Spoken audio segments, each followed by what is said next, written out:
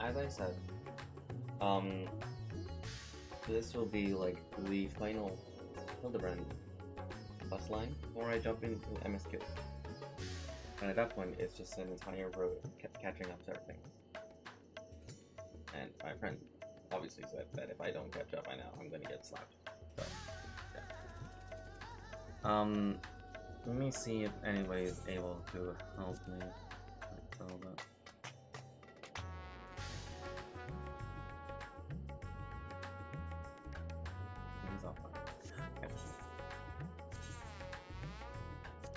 Let me quickly go back to my homeworld, and then we'll go from there.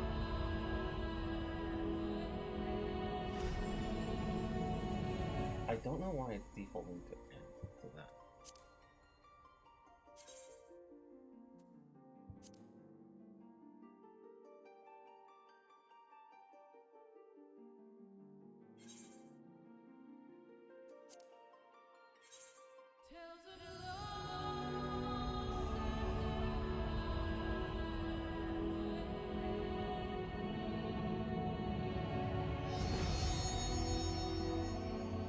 Because I obviously do have end blockers. I haven't seen that in some time. I don't know what's going on. Technically, I am still an end blocker, so yeah.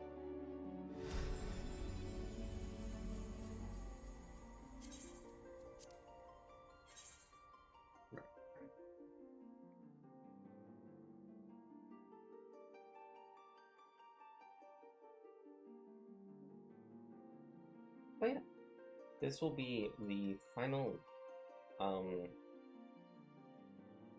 questline.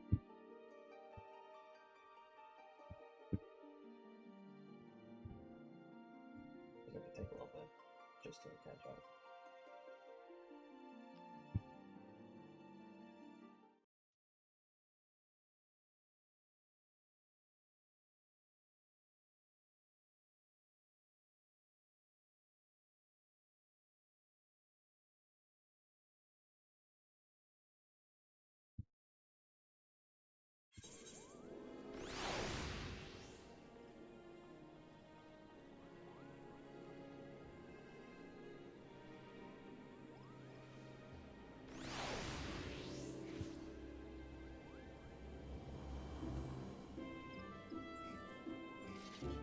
Alright.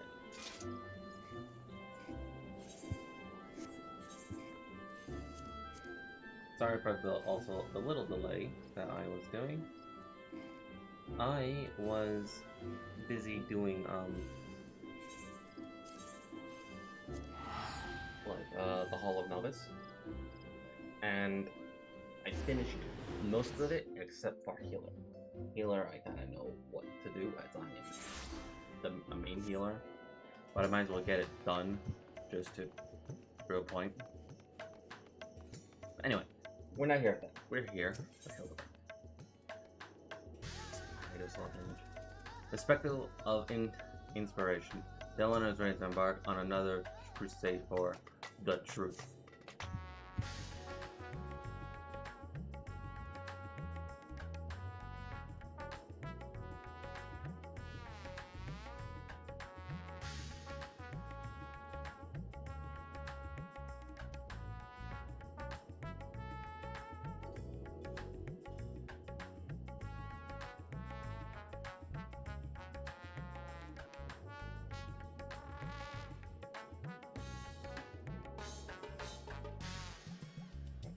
Looking for that's the later. There we go. Party, but especially auspicious timing. I was thinking of you, and suddenly you appeared. As I'm sure you recall, Master Popo claimed his purpose in coming to the world to search for a missing comrade, which of course merely a cover for his troop defeat, laying the groundwork for full-scale invasion. But I understand this spectacle mess will demand proof of the sinner's operation. Thus did I decide to bide my time, keep my eyes open, and let things play out. I no sooner had I resolved to do so, When I received word from concerning the inspector, it seems they made progress on tracking down our alien friend's friend. This could be my chance. I say my chance, but I can hardly stand against this powerful conspiracy alone. You're coming along, yes? I wouldn't dream of letting you investigate basketball by yourself. The truth will be up, or something truth adjacent at the very least.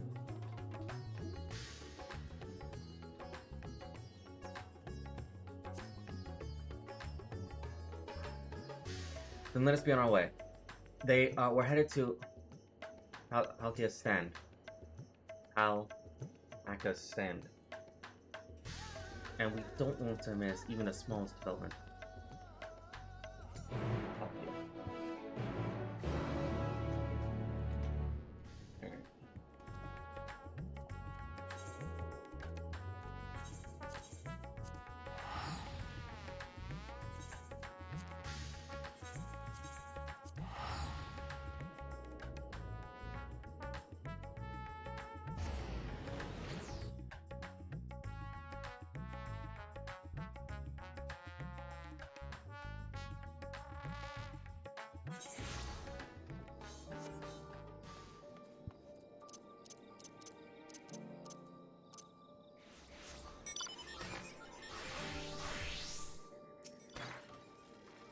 Alrighty, you came.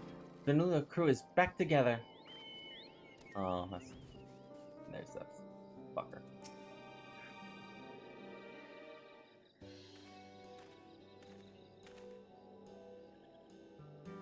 My loyal sources come to admire the spectacle of inspiration, have you?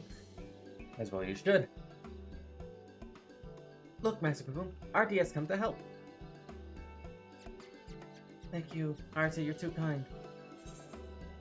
What? No more poo-pooing? You speak our language now. No echo or universal translator what's required.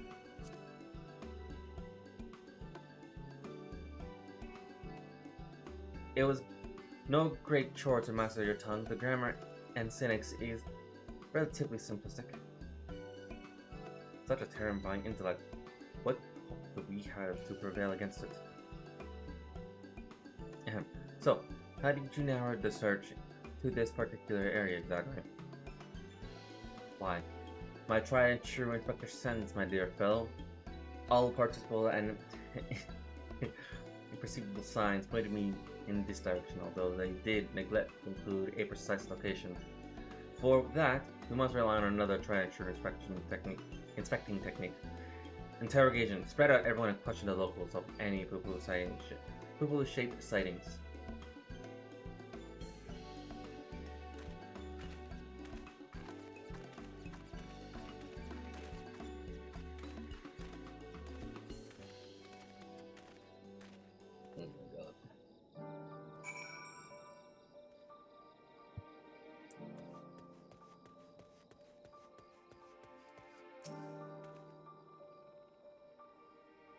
I did see something like that in the west of the shop.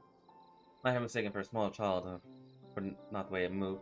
Sort of a spirited scamper? Creeping. The shroud? We're going all the way over there.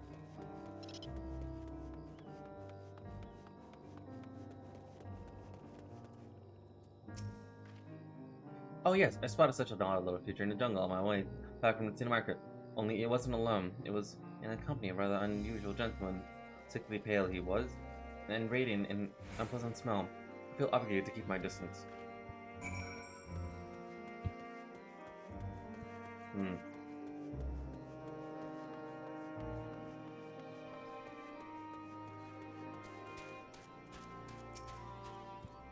Any promising leads? Well, syrup goes over the pancakes.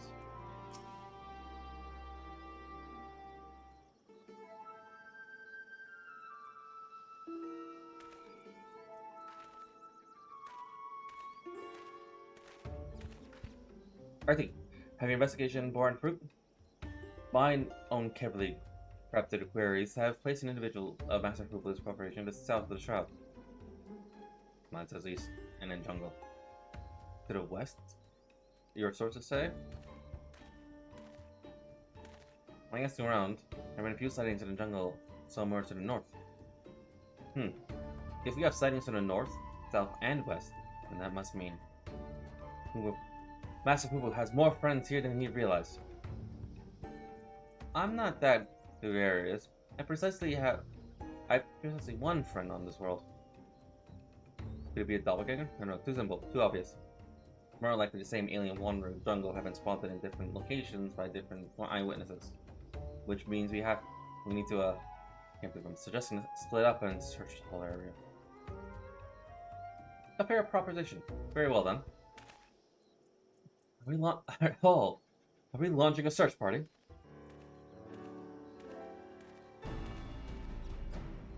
Father, have you been following me? Nothing of the sort. I was engaging in feats of physicality, while my mind grappled the mysteries of Vanderbillian weapons forging, hoping to turn presentations into explorations, as it were. But I'm afraid the burning field wooden men are poor muses when compared to the stimulus a worthy opponent provides. Perhaps if I join you, and the indomitable Artie in your endeavor, then in happenstance will deliver the challenge I required. Are you continuing the case of the silent conspirant? Yes? Have you needed an extra pair of eyes? As many as you can spare. I was about to assign the team to a search. As a matter of fact, this village sits in the south shroud's east. So let's divvy up the remaining direction, shall we? Nashi and I will head south. RT and Master Pickle go to the west, if you please. You know my father had the north. That's De Leon. Awesome. Also, the shroud of the Sagma is awfully big. How are we to keep a contact, much like coordinate our efforts? I had special link portals made just for such an occasion. We can chatter in each other's ears as much as we like.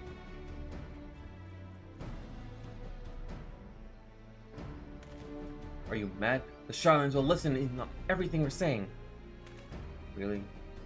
All the way out here? I shouldn't think their hearing is that good, but seeing as you mislike Link Pearl so much, Albert, can you hold the one for your team?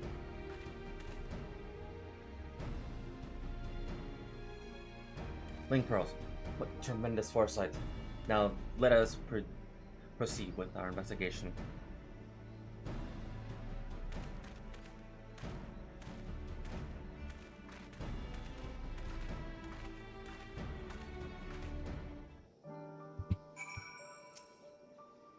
The inspector wishes us to search in the western jungle. Yes, I'll follow your lead. Alright.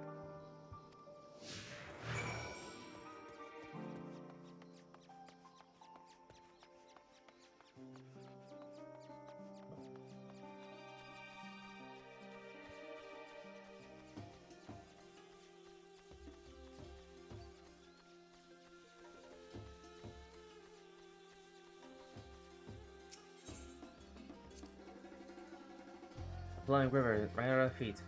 Many stars I visit the cosmos, but very precious few. Have such a bounty of water on this one. Your home is a rare treasure.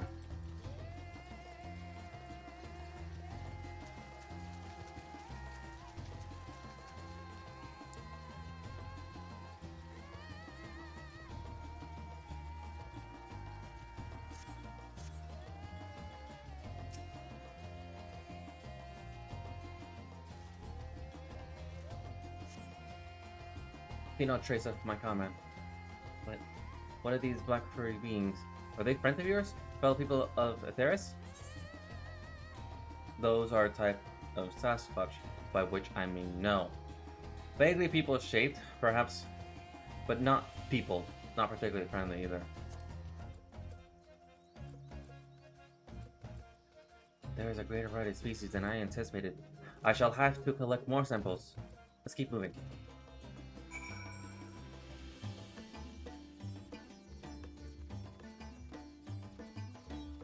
Forgot where our planet's name is Theris.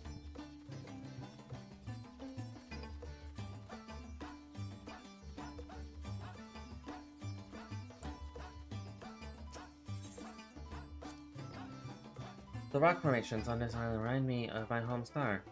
They have the same vibrant hues, the same sharp beauty of...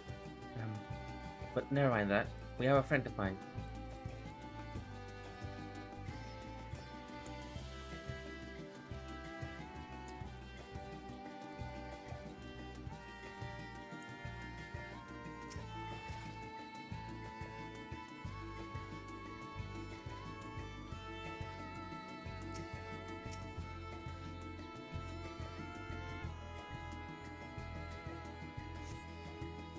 Not send my friend here either. But these white-furred individuals, they are surely one of your civilized races, yes? Those are beast-skin monkeys, also not people. Mind the pooping throw.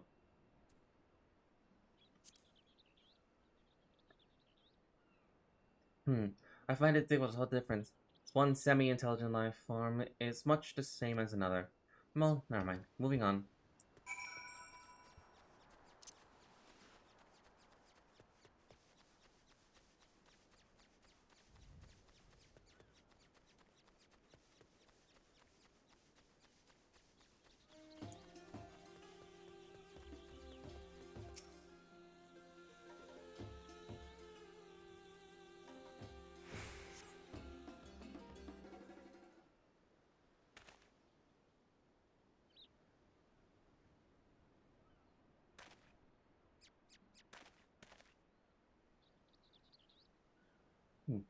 Nothing. Not even a little burnt circle in the grass.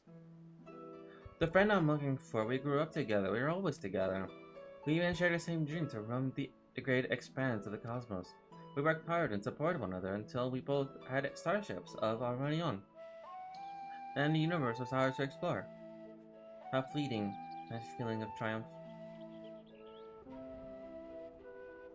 But that's another tale entirely. I simply wish to express how dear this friend is to me. Oh, this thing on? This is not you. We think we found Master Poo's friend. Come to Horizon as quickly as you can. Yes, let's take an airship. It's faster that way.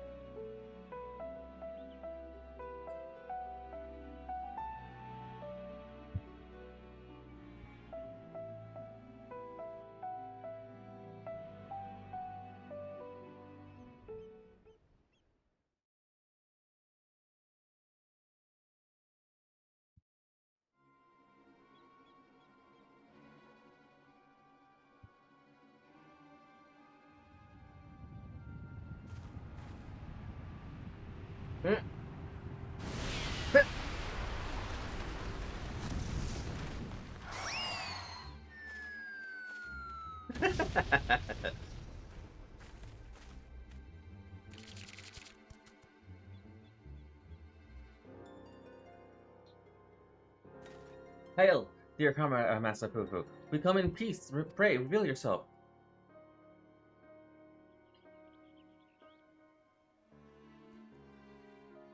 Uh,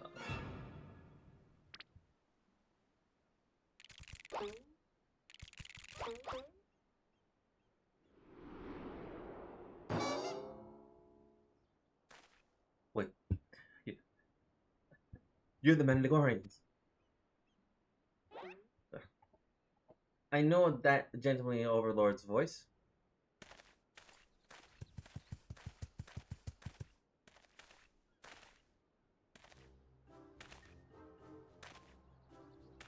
How are you here? Master Zombiebrand! They said you were trapped in slumber, but I rejoice to see that is no longer the case. God, it's one of the Walking Dead. Greetings, friends. I'm a proud member of the Gentle Deadmen and the disciple of Master Zombiebrand.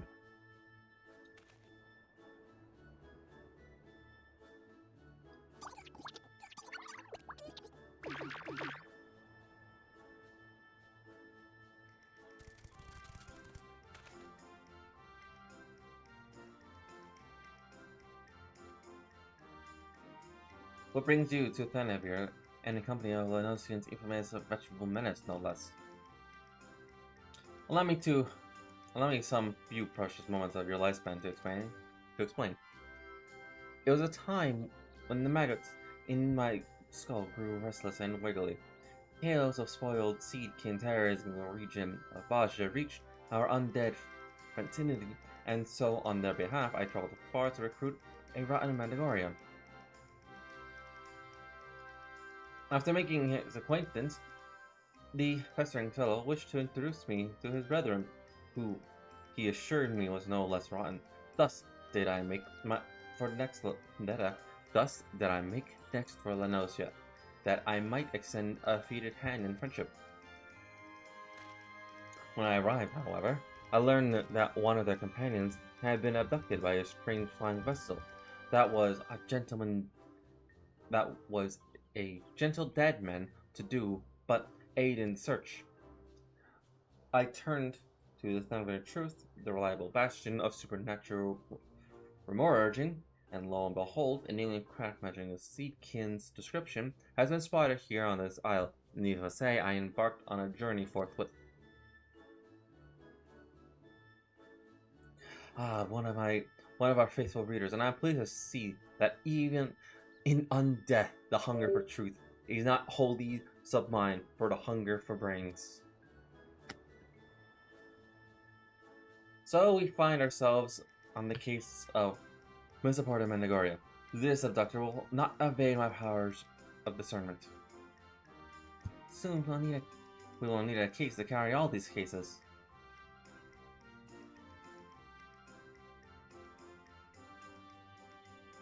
An abductor.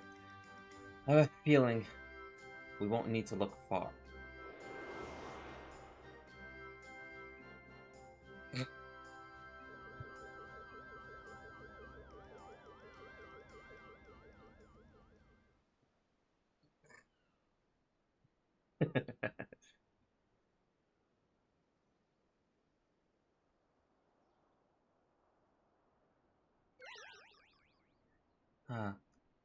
They may have been me. That may have been me.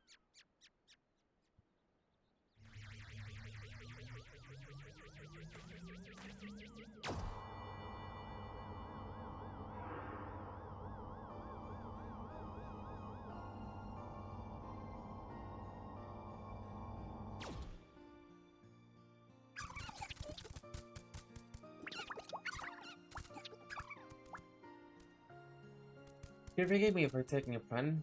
In my sample collecting frenzy, I must have mistaken him for a plant or something. Understandable. You would not be the first to confuse a Mandagoria with a salad ingredient. The main thing is that he has returned to us unharmed and uneaten. All's well as ends well. Now, if you excuse me, we should be getting back to Thanalin. Rotting flesh and humidity is an unpleasant combination.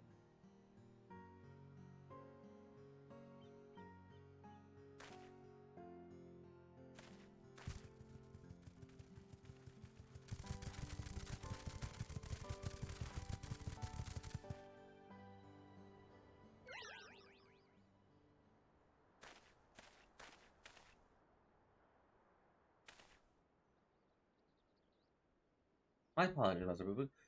We seem to have missed the mark this time, but I swear to you, I shall not rest until you are reunited with your comrade. I almost believed your keen inspector sense to be a form of, progenization, but it really was just following your gut, and I'm afraid vague and sexual feelings will take us only so far. We have an entire world to search, and for what we need, oh, I don't know, a variety army of inspectors. Army of inspectors. Of course! I think we can include a multitude of Hildebrands as I did before. Now, let's not do anything rash.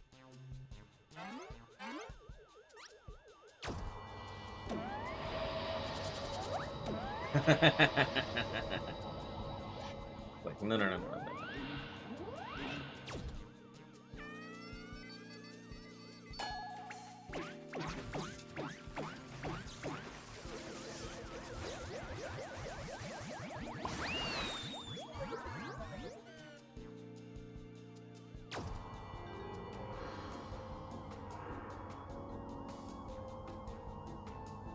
What was the one that was fired? Oh dear, the ship's mad duplication facility has been temperamental for a while, and now it's broken down completely. This clone is the last it'll ever produce.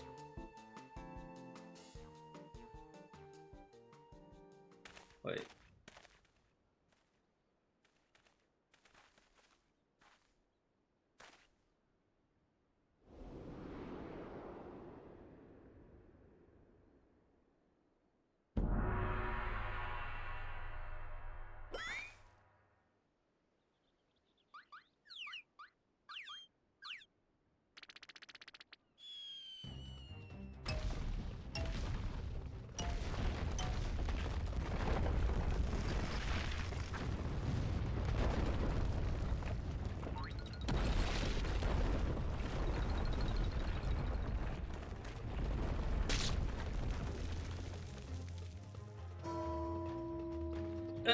He's flat. He's flat.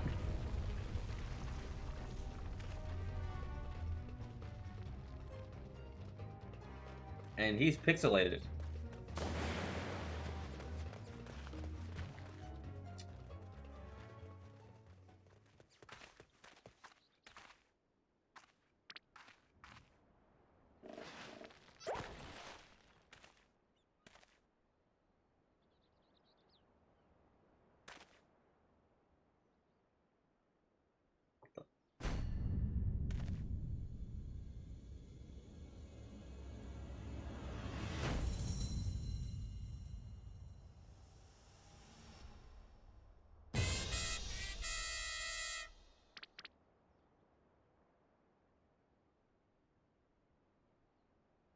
His graphics don't add up.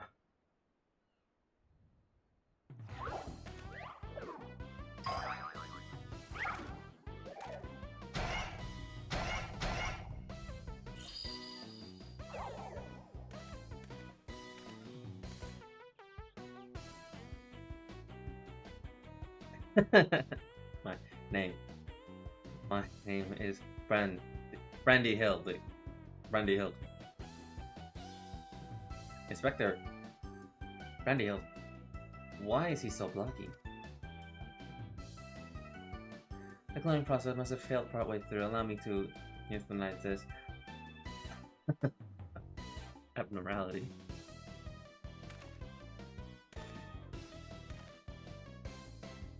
Hold up.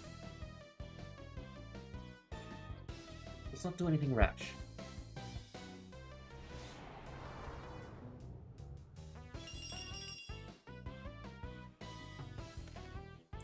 Unlike my former replicas, this one is highly unlikely to be mistaken for me. And seeing as we are looking for extra helpers, I say we press this undefined fellow into our service. Welcome to the team, Inspector Brandy Hill. A pleasure to make your acquaintance.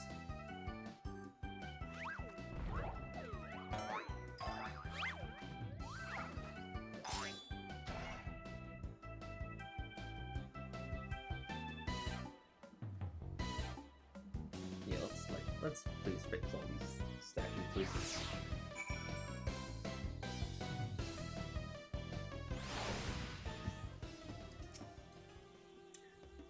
Made quite a mess at the temple run, but thanks to Father, it looks as good as new, or shall I say, as good as old in any event. I look forward to tackling the remaining of the case with my new charming contemporary. I'm delighted to be part of it. Oh, look how shy he is. He is really very charming. Assistance. Please allow me to be of assistance. Oh, never dull moving around the Mandeville, man. Blocky, Brandy Hildy. I knew the little kid had been unstable, but I pushed it to perform. Now look what I have wrought. Not only is the clone poor imitation of the Inspector in form, but in force of personality as well.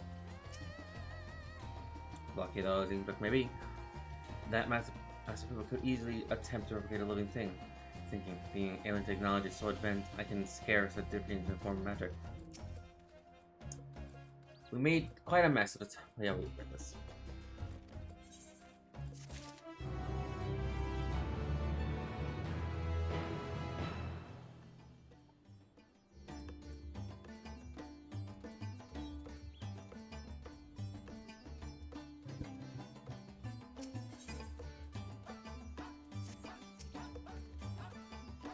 Same thing.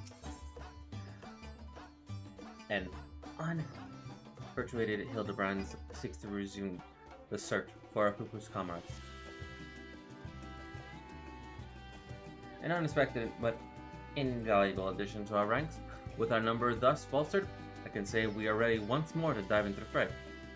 Perhaps, what's our strategy? We need a new approach. If I may, assuming Lester was acquainted with perhaps similar design, then we might not need to attempt to locate us. Then we might not instead attempt to locate the airship. Such a striking vessel will have drawn more attention than the comparative tiny being in question. He has a point. The Truth receives a large number of reports from readers claiming they have observed unidentified flying objects. We can review said reports, those that meet the criteria of shining silver and saucer-like naturally, and then remove the instances which we know to have been massive poo-poo. That should narrow things down considerably. Indeed, what a fantastic idea! Just the kind of brilliance one might expect from one's clone.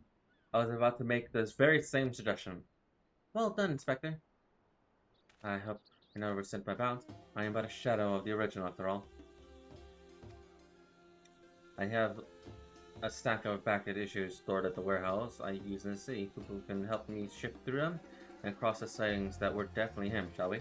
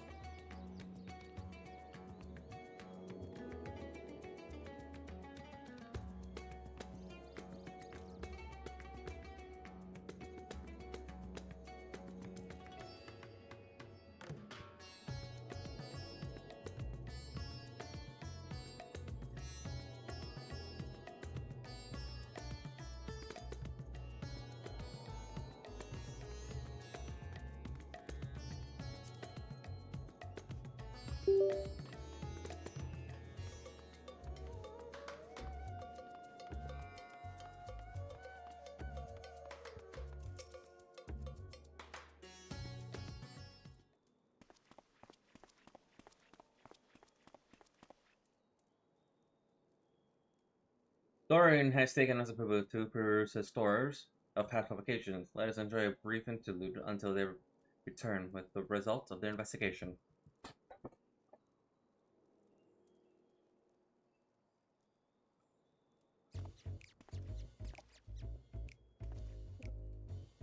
I finished going through all the basic back issues. If we discount the areas we know Massapequa to have visited, it turns out there was another sighting of a flying saucer in Garlemald. The account itself was sent to me by an Imperial soldier named Numerous.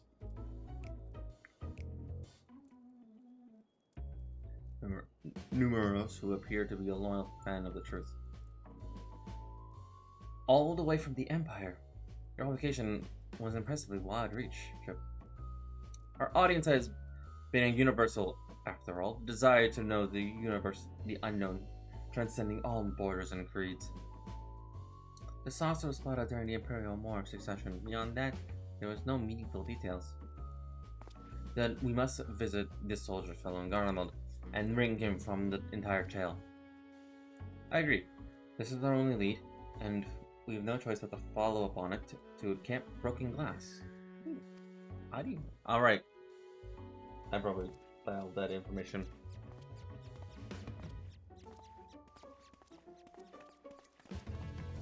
Because, like, we literally named that entire base as from all of the destruction that was there.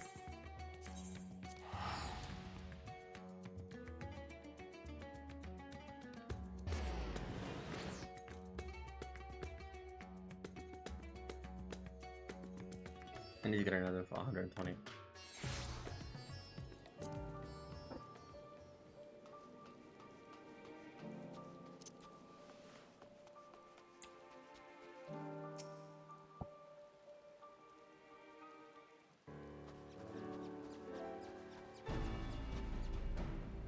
Everyone present and accounted for? Ah, we appear to be Mr. Dresser de Leon. The Lion. My apologies, but I had a hunch and I thought I might save us some time. I spoke with some concerned officers, you see, and our numerous is on the roster of Imperial troops. Allied Imperial troops. That does certainly make things easier, and were they able to point you in the direction of this numerous trap posting? Yes. Numerous is currently with his unit organizing the supply dump at Foremost Paints. We should head there and hope he can spare a few moments to talk. The chill here seeps into the bones. How are you all not shivering in that unseasonal attire? A Manderville man on a mission feels neither heat nor cold.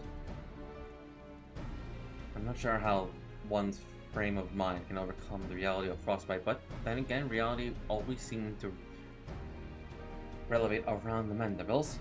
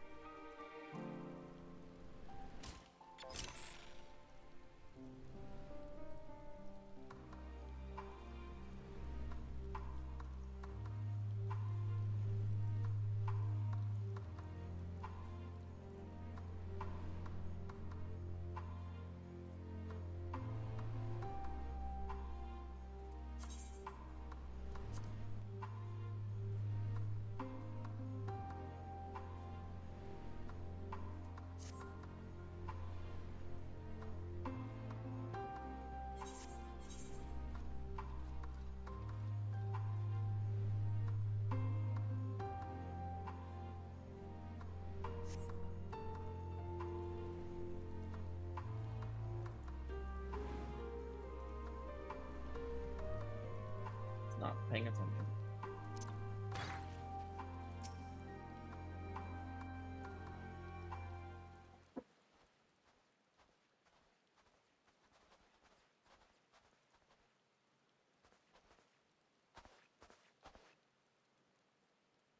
Hello?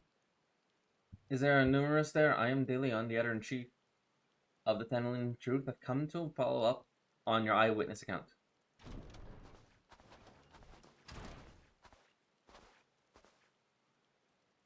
The editor-in-chief himself. What an honor. I wish there was more to the story, but everything I know was a submission, not left to tell. Unless you've something to share, and you say you saw the saucer as well? Oh, I did more than just see it. This was around a time when we were fighting with Nerva's faction. It had escalated into an all-out war, you understand. I've been assigned to an anti-corrupt cannon, and I was actively surveying for enemies when this silver vessel flew into view. Some new kind of war mech, I presume, so I opened fire and knocked it out of the sky. Presumed? You mean you never got a good look at the wreckage? We're at war. We were at war. I wasn't about to venture onto the battlefield to indulge my curiosity. Probably still out there somewhere.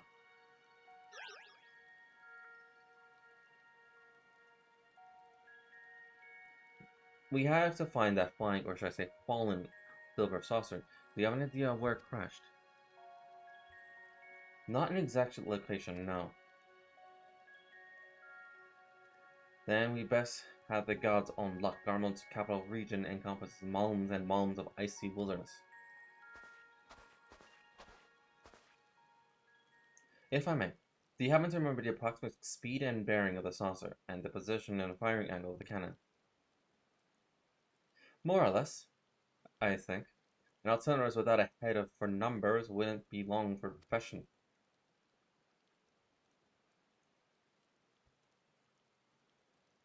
Much advice, thank you.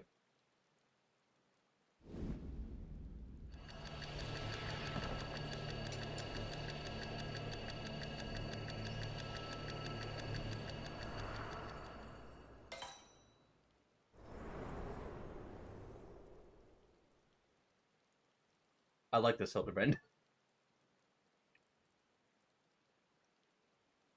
I like this Hildabrand. I have it. The airship impacted on the Earth. One. How do you know this? No, wait. He literally just did a Sherlock Holmes moment and enter his mind palace. 1,360 miles to the northwest of our current location, give or take a few miles. How in 7 hells did you arrive to that conclusion?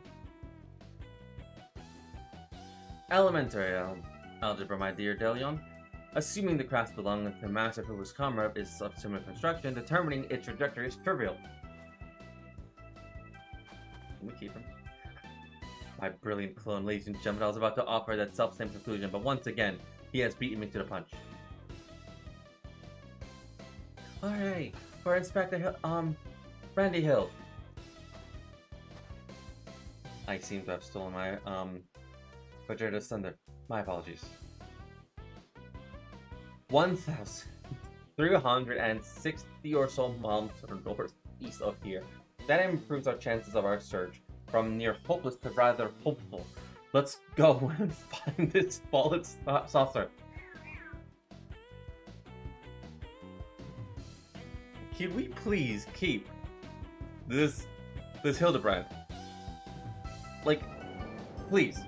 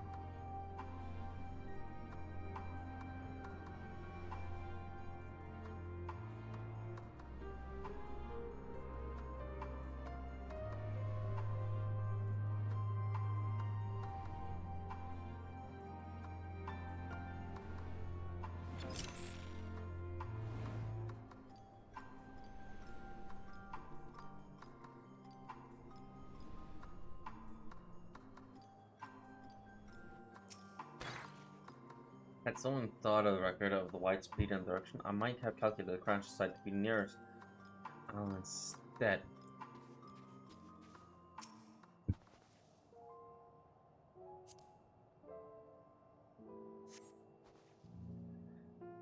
Although promising at first glance, inspection reveals this debris to be a wreckage of some vanquished war mechanic.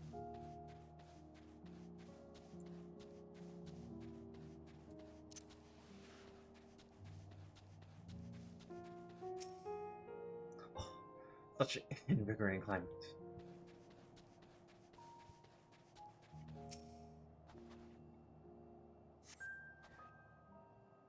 A scourge with a starship like we could well have been reduced to a similar state where hit by artillery rounds. Oh, fuck.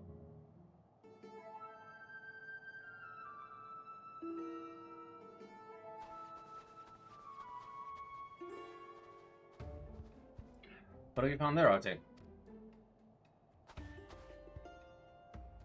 An exterior panel. This is from my friendship, I'm sure of it. Debris from the crash landing. I see no other piece of enemy vicinity, which means the vessel may have weathered the barrage and made it its good escape. Another possibility is your comrades recovered most of the wreckage, or some as yet unknown party did. You're saying someone has made off with our cosmic visitor saucer and all? I say this is an altogether different kind of alien abduction.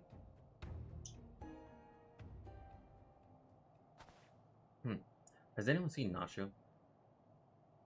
I should mention it. Where's my loyal assistant?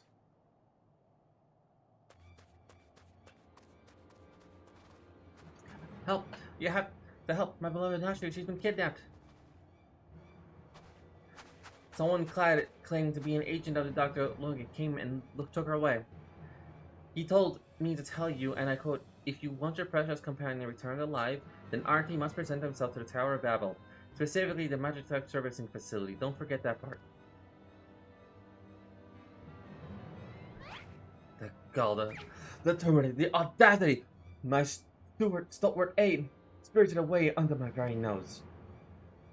My apologies, but who are you? A close acquaintance of Nashu, I presume?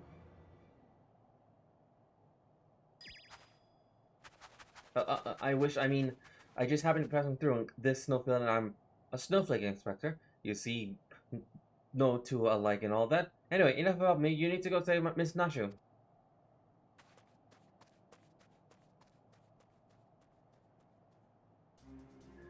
Alas, a chance to stretch my legs.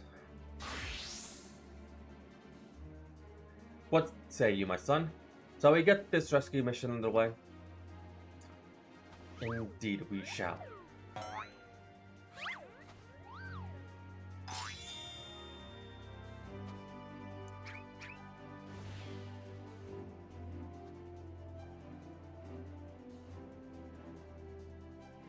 They left without us, even though this Dr. Follow asked for you by name. Curious.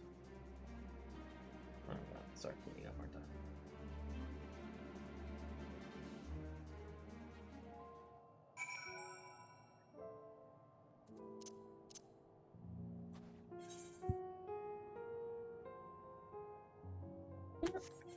I'm enjoying my white mage. Let's do it without it.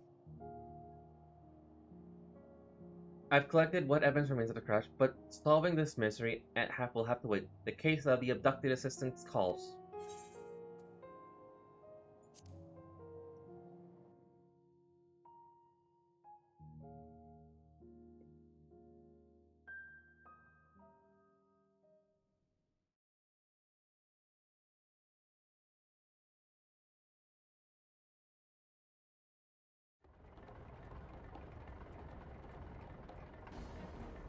We all shall fall before Supreme Legate Lugay. With this new and improved body, revenge will be finally mine.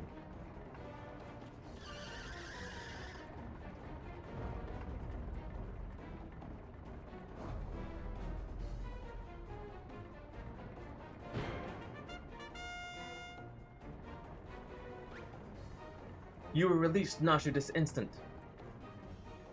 What are you two doing here? I specifically asked for the adventurer. Be gone before I unleash my fury prematurely. This promises to be a proper battle. I have no reason to trouble RT.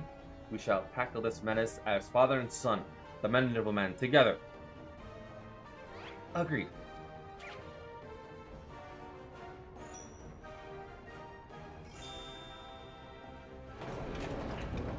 I will not waste my appetite for vengeance on the side dishes. Fire sucks time to earn your pay.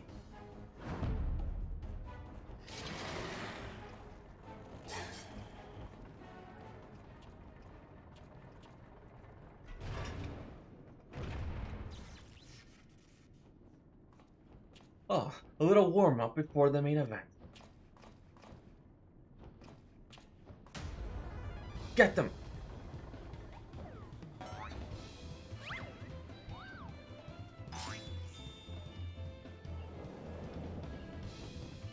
Am I about to control as Godbert?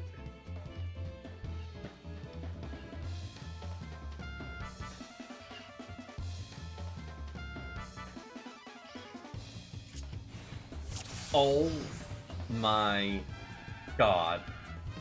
Yes. Yes.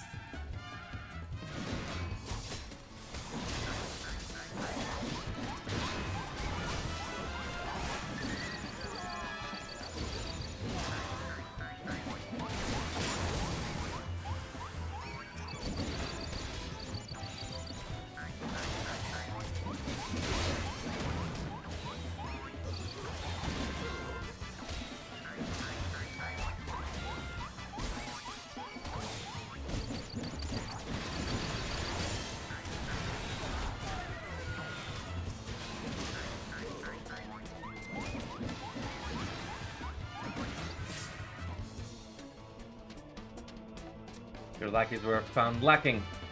Come out and face your fate.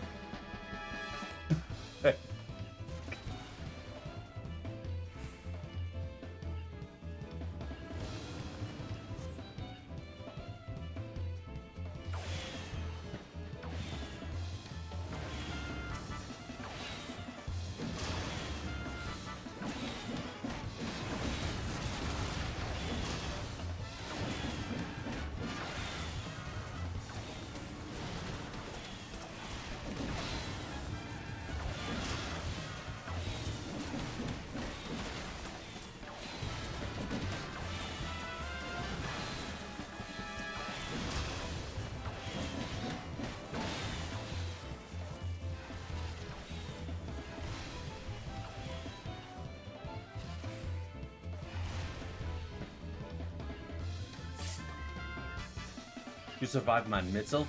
Then enjoy some left for appropriate war mechanic.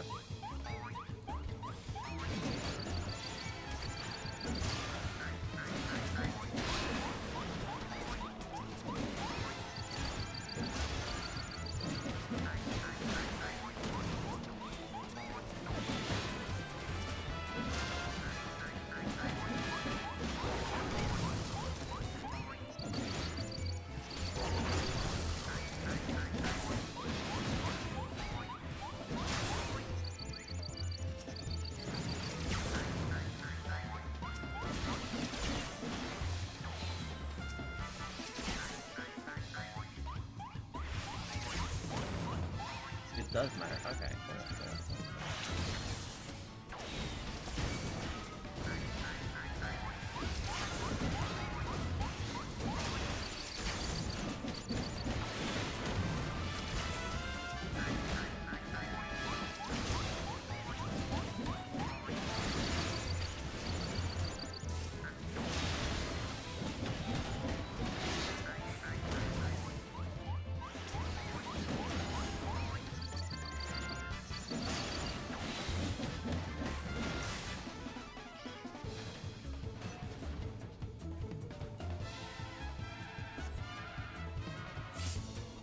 My war mechanism, if reasonable means fail, then unreasonable measures are called for.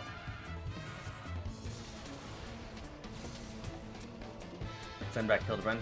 Your old man handle this.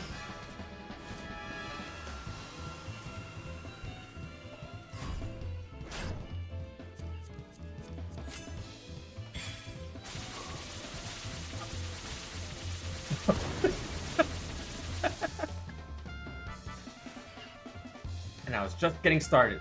You stopped them all by sidestepping. Very well, it seemed I must question myself.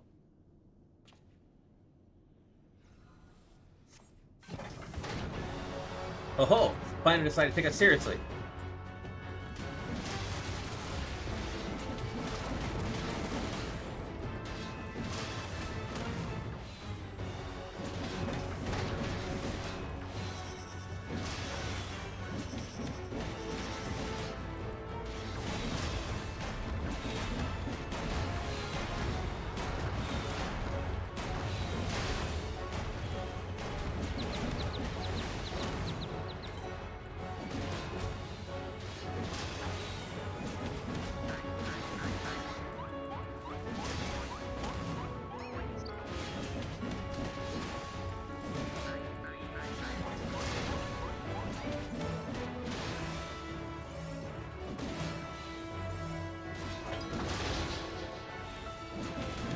Strange, I swear I saw the snowflake on me.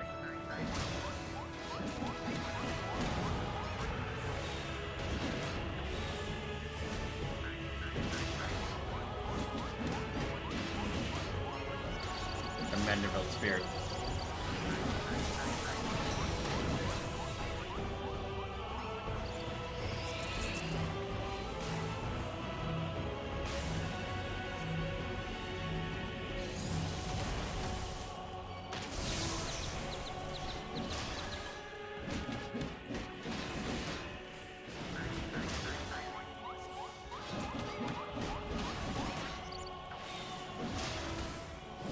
Subs are predator can form of miraculous feats that transcend the abilities of mankind. Mandible spear and movement speed has greatly increased. Role playing, okay.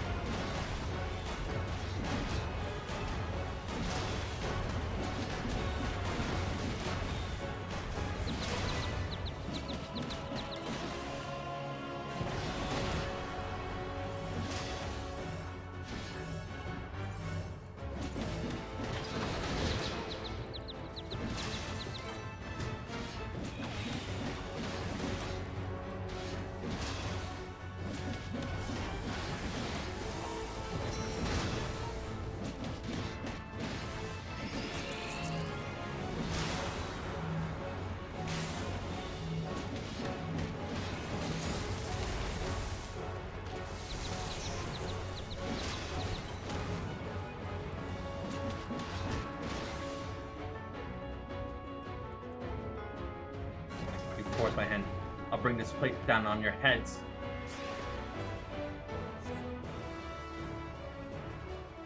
Doctor leaves himself wide open. Seize the advantage.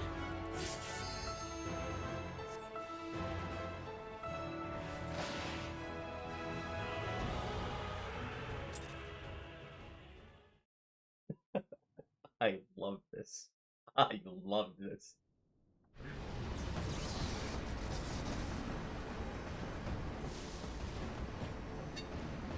Now's our chance.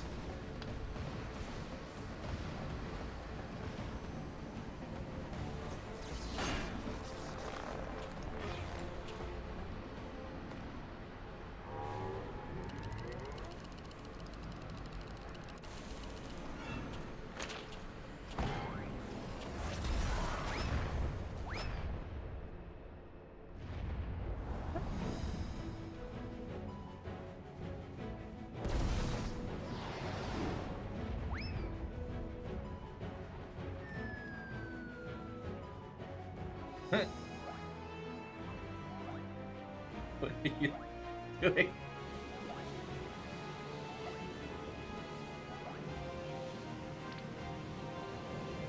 The Mandible Man!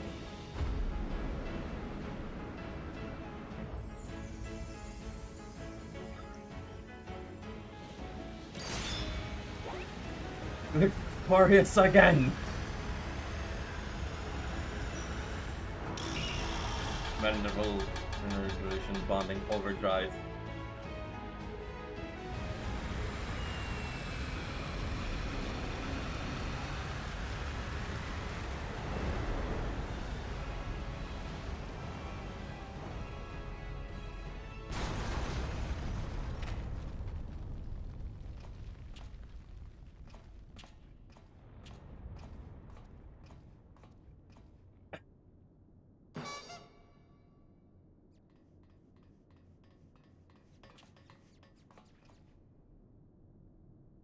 Ah, things seem to be well in hand.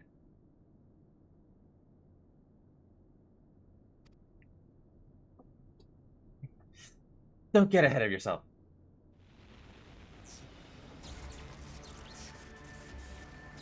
There are loads of nemesis I saved special just for you.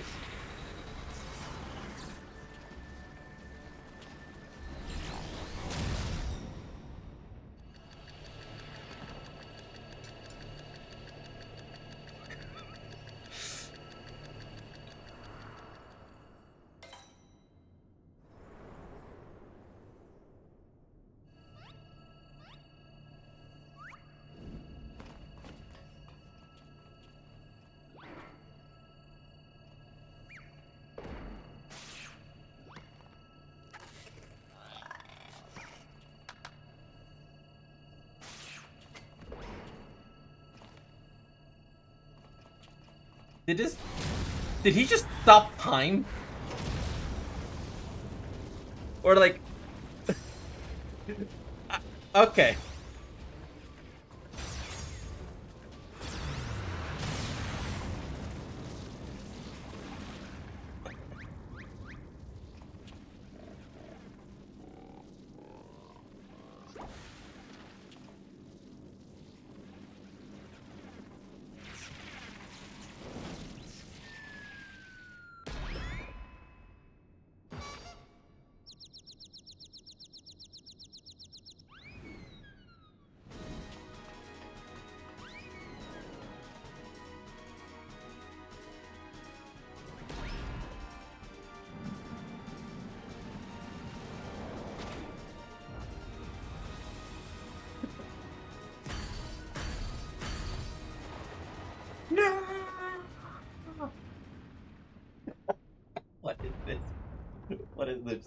and I love it.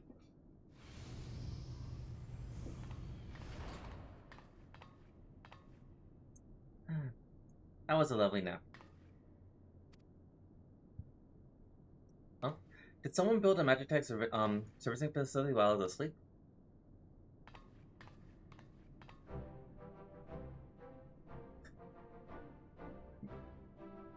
Yeah.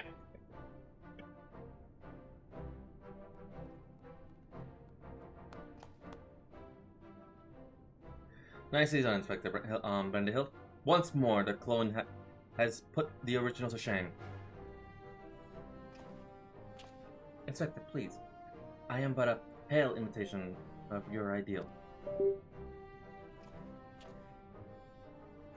I knew keeping company with the famous RT would lead me to a worthy challenge. Worthy of breaking a sweat, at least. You've done all the work for me. You've done all the work for me.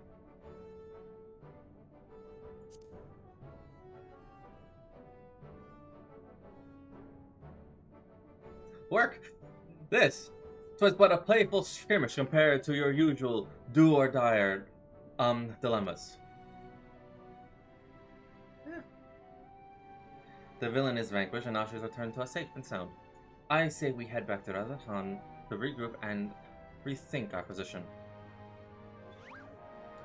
Your comrade yet lives, Master Wu. I am certain. Take heart and let us continue the search.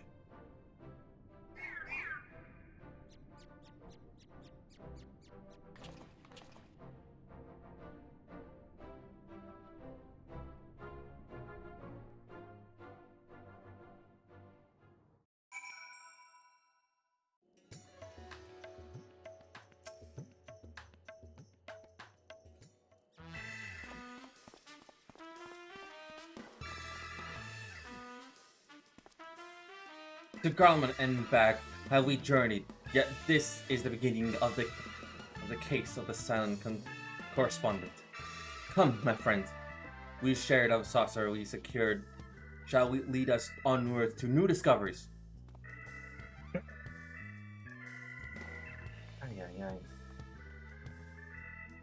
Wait for me, Inspector. I don't know which way is onwards.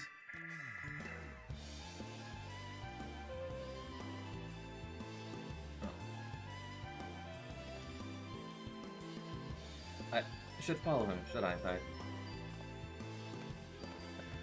Wait for me!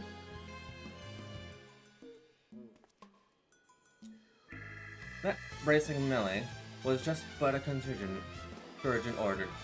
A spot of exertion to stimulate the mind, and I find myself ready to grapple with the finer points of the forging again. Your assistance in the historic reproduction of the mandible weaponry would be, as always, most welcome. Until our next meeting.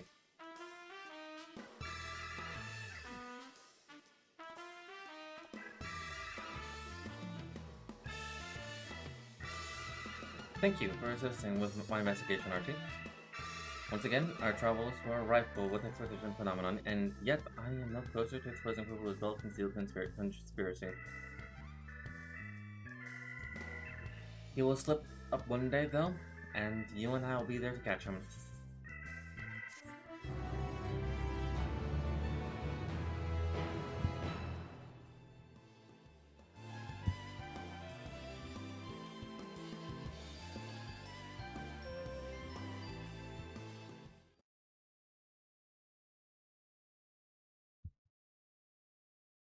Meanwhile, somewhere in Thanagar,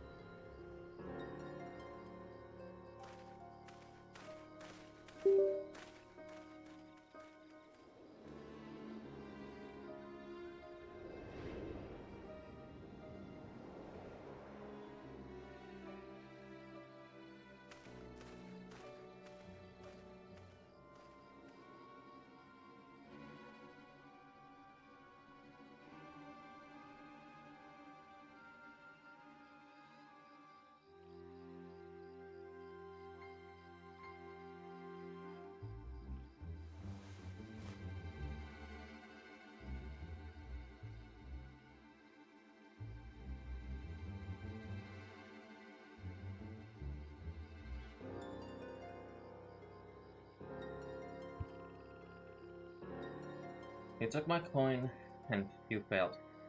What audacity that you should return seeking my Legoris once more. I deserve your scorn, but I promise your plans are in danger so long as that pernicious pest yet lives. I know of a path to victory, a forbidden path, one which demands the manifestation of the divine.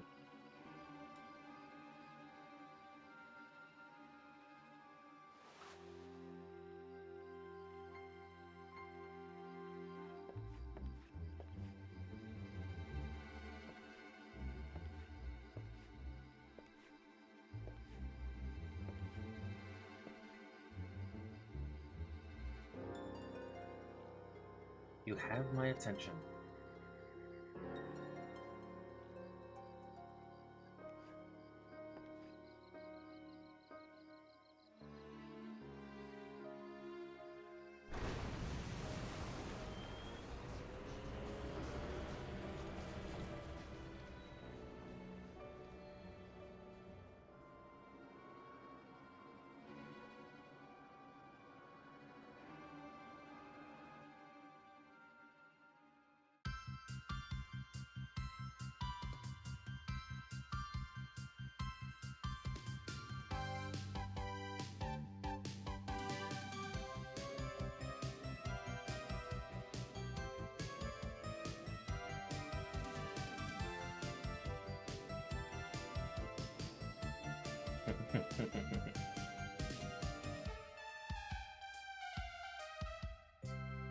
Wait a minute.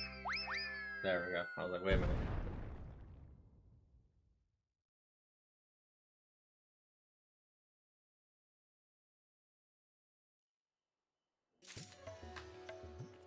Alright.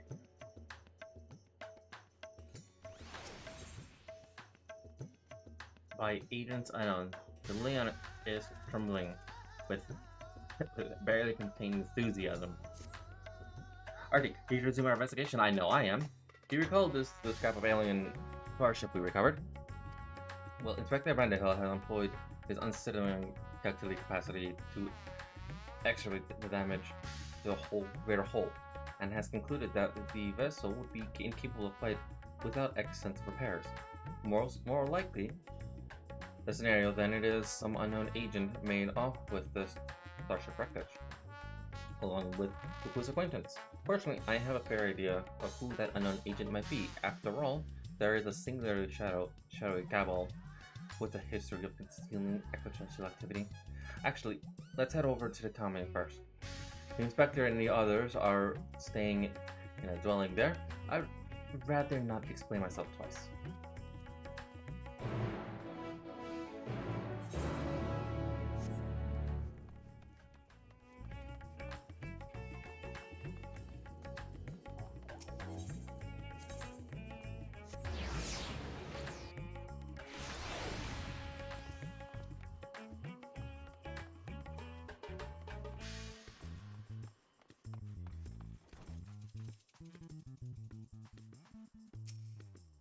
This may not be the best time to show my conclusion.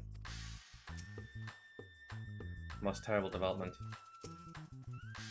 Oh, Artie, I'm so worried about Master Pupu.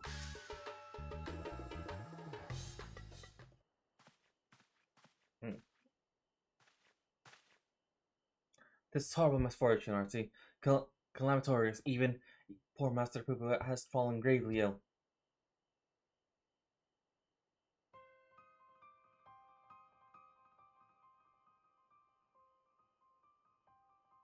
He's bluish green. More so, I mean. Could he have caught a cold? I suppose it's quite chilly up there in Garlemald. Who as an alien? Who knows what extraterrestrial diseases might have ravaged his body?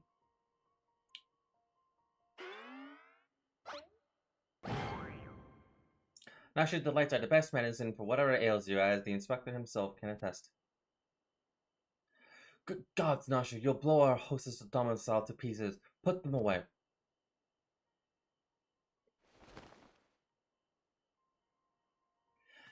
If I may, when I was cloned from the extractor, certain gaps in my knowledge were patched with supplementary data from the starship's archives. This information included An encyclopedic understanding of Master Papu's physiology, which should be sufficient for me to diagnose his condition. A Xeno-man hybrid mind, that explains the impossible calculations.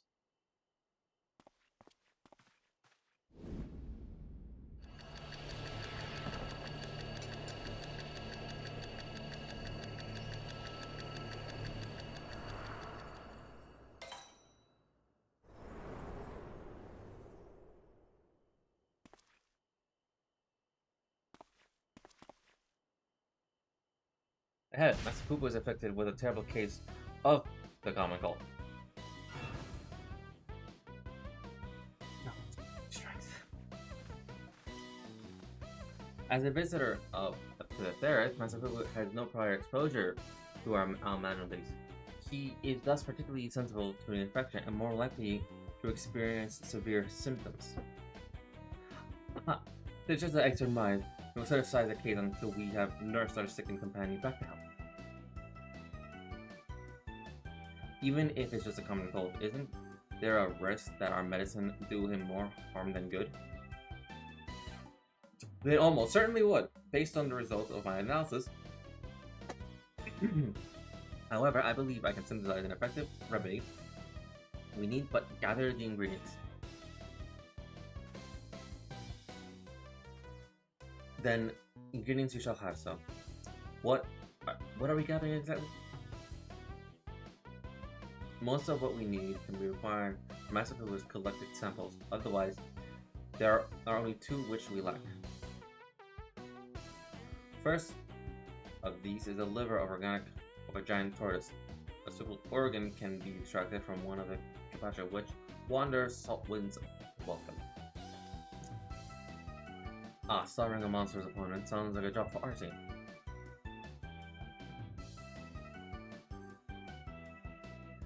The other material in question is a rare fungus known as a damp-shroom, which I can hope to be found among the great works art since it's stocked of alchemic reagents.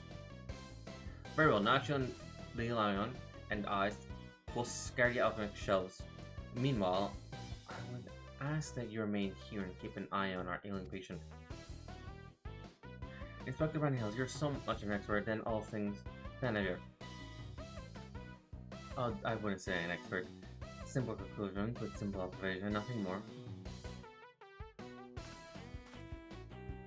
As I said, I am hoping the alchemists have the damp-shroom we need, but it is quite rare. Once we have the tortoise liver, would you be so kind to assist others in procuring the fungus? Then let us not prolong us with suffering a moment longer.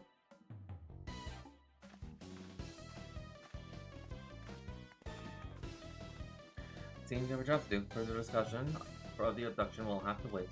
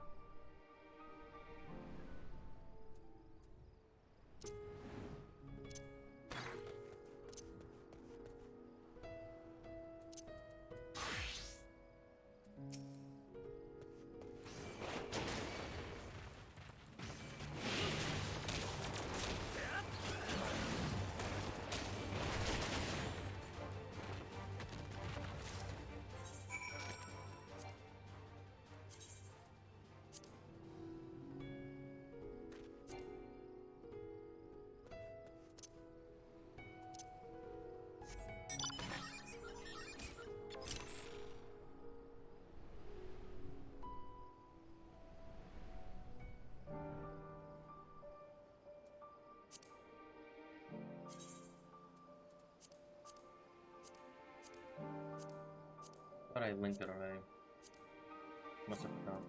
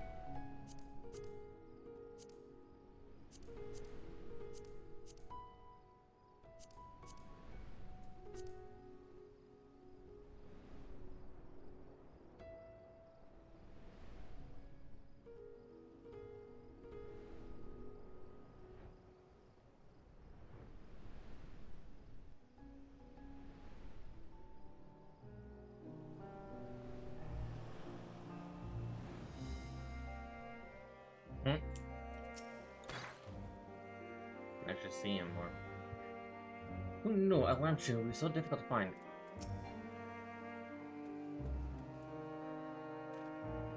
Your mission was successful, I assume. Ours is ongoing.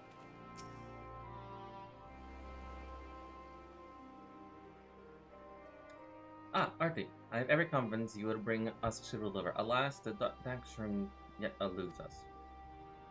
The alchemist said the fungus has few applications, so they don't bother to stock it most of the time.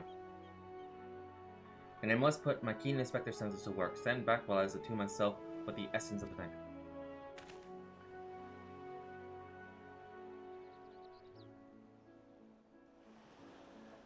Damp. The word is damp, shroom. And you'll forgive me if I have no faith in your abilities.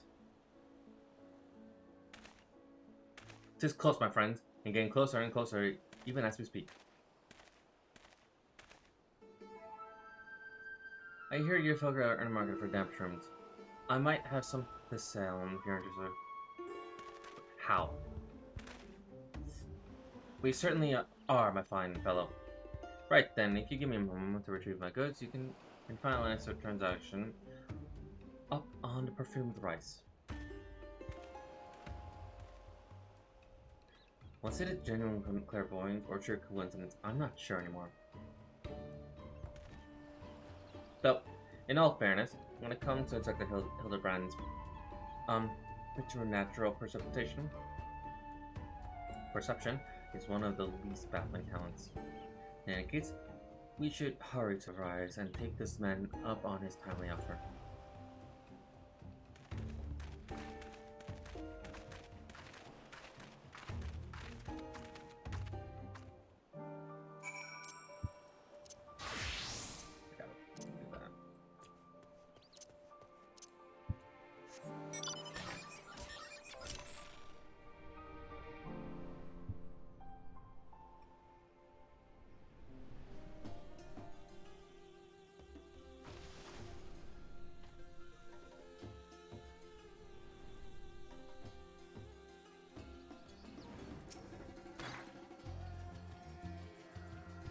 Quest for the medicinal components near it, and stay strong, Master Fuel.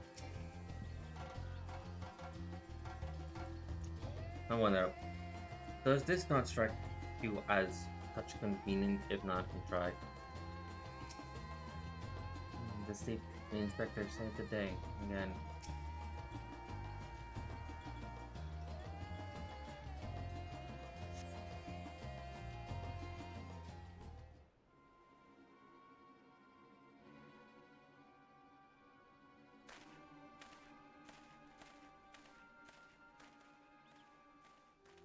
Ah, you're here. Good, good. And here's the damn shroom as promised.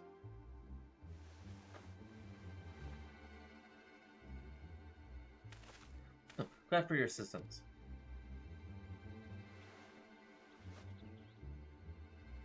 Not so fast. There's still a matter of payment. Oh, of course, of course. How much do we owe you, my good man? Concerning the extremely rarity of the fungus in question, I wouldn't let it go for more or less than 1 million gil. 1,000,000 gil for one measly mushroom. That's outrageous. Outright robbery. A bargain, I counter. A bargain, I counter. You will pay tenfold my price in the market. I thought to do you kindness in light of urgent need, but I'm more than willing to find another buyer if you wish to sit upon my generosity. How fair we for coin? We're plumped out, Inspector. It's a pickle. Where are we to find sufficient funds at such a short notice?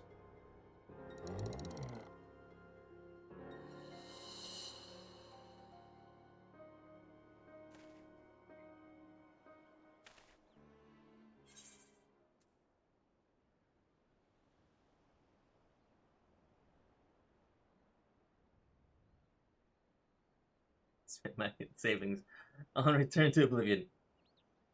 1,000,000 gil, was it? Is it actually? The fact that.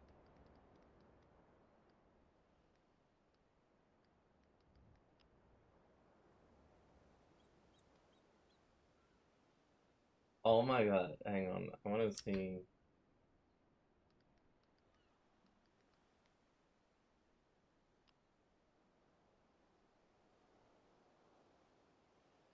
Oh my.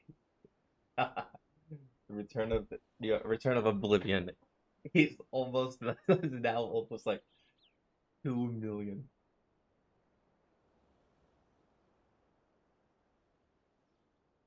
Let's see.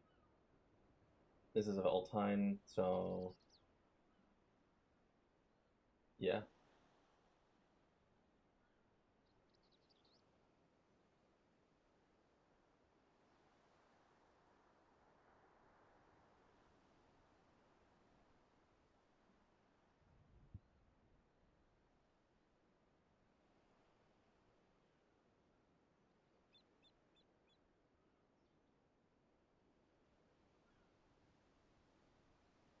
Wow, that is perfect. I have a casino roll collecting problem. Gotta buy them all. Spent my last savings on Return to Oblivion. Because I actually have over 2,000,000, if not 3,000,000. I think I have 5,000,000.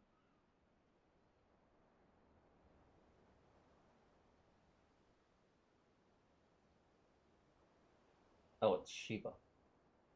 Honestly, I wouldn't mind just running that again and again and again.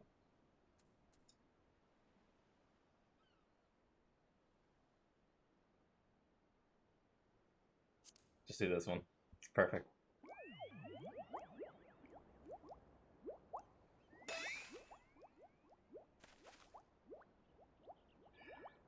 So that's why I put it, and I shall beg Father for the necessary amount. Saving Master Khufu's life is worth every gil. Give that man nothing.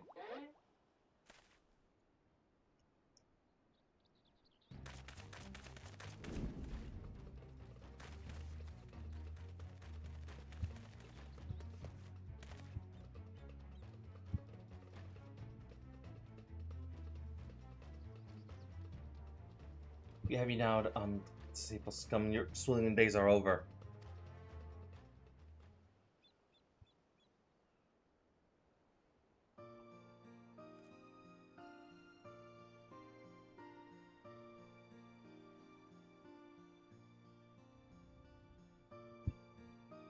Rosette Han City guards after service.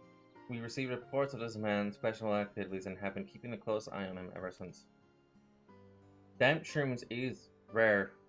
It's a rare find in bazaars, to be sure, but only because there's no real demand for it. The price for this charlatan commodity was frankly ludicrous. But thanks to you, your ignorance and poor judgment of character, we were able to catch him in the act. As a token of my gratitude, you're welcome to keep the fungus, assuming you still want it. Yes, very much so. This is very magnanimous of you.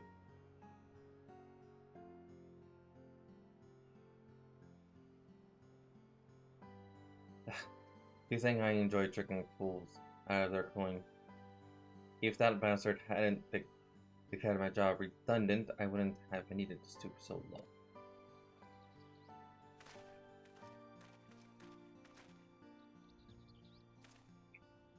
He blames a rising star among the merchants' princes for his woes.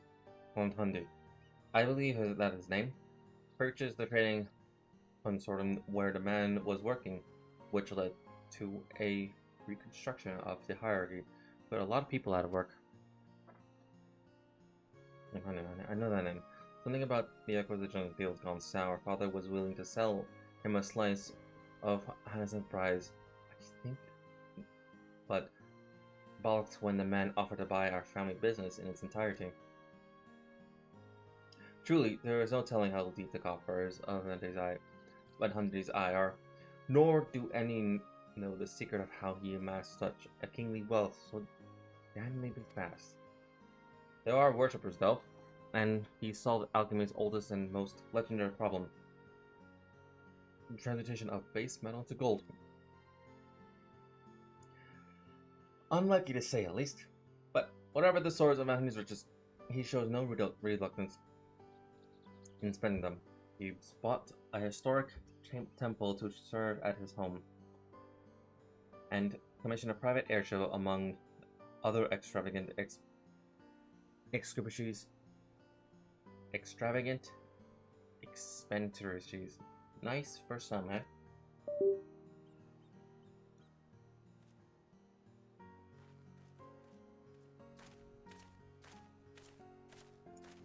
Or that swilling case has been failed before. You solved it, Inspector.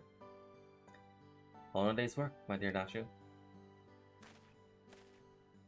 I believe our business upon the second kill is concluded. Let us hurry the ingredients back to the Inspector Brandahill, shall we?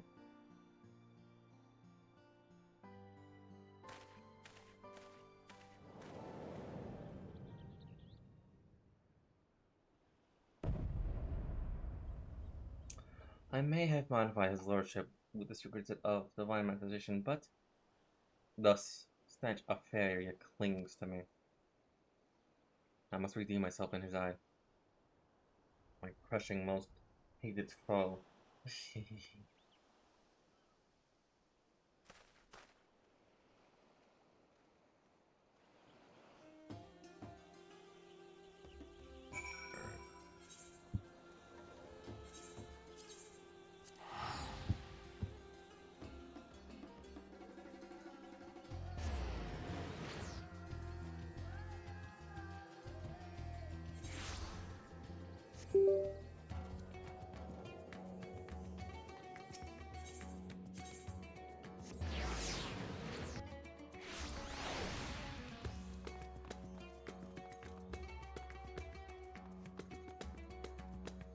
Yes, again.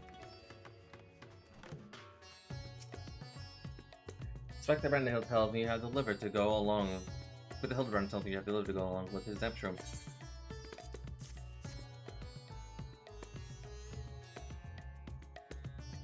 Fine specimen, thank you. I'll be mixing the ingredients in the airship, so let us be messing with outside that we have administered his medicine as soon as it's ready.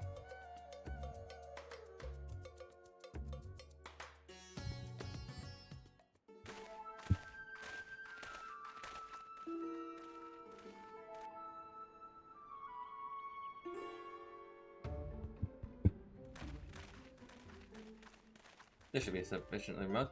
I'll have to craft some. You know what? I'll have the craft come to us and then commence the treatment.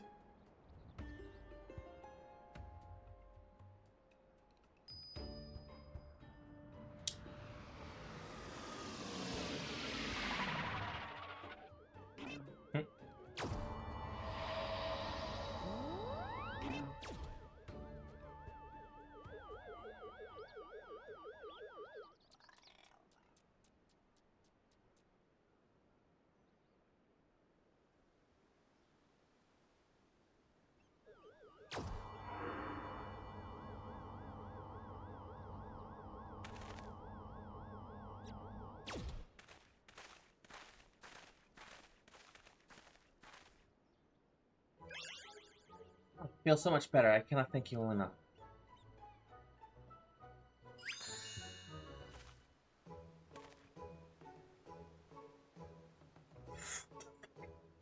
As the people recovered his strength in mere moments.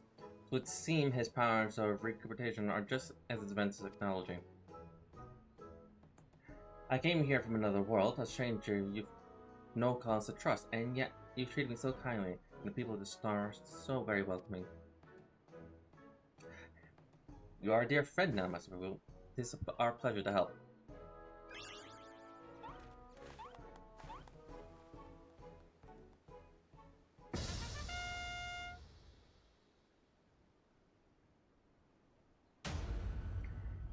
And it will be my pleasure to harm them.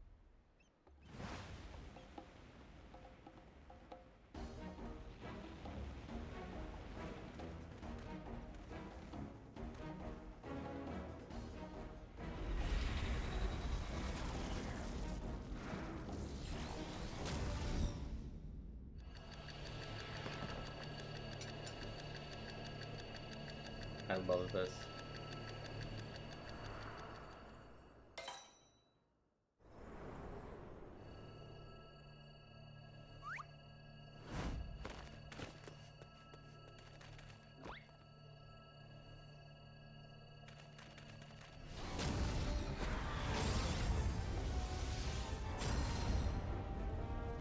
Will not pull the same trick twice.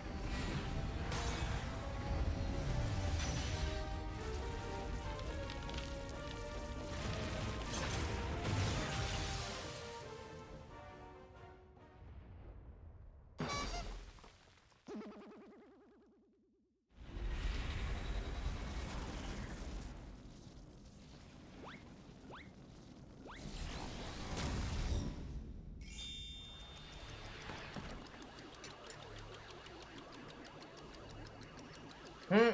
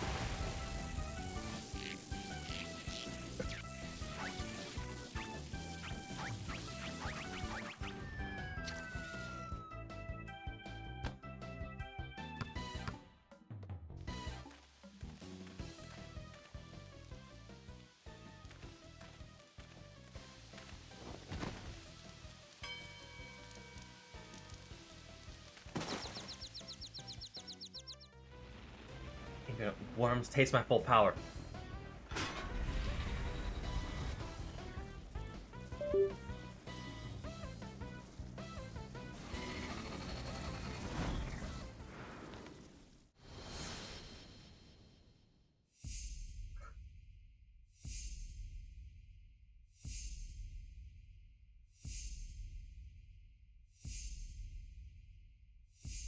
She's been practicing for a game that's in the gold saucer.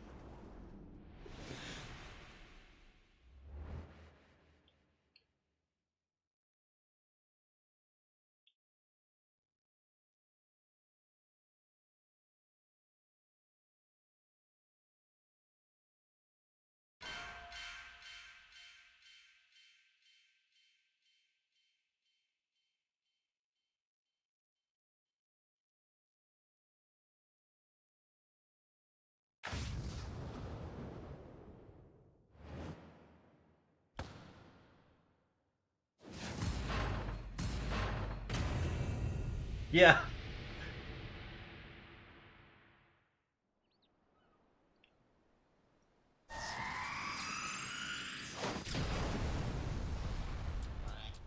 Thank you, buddy.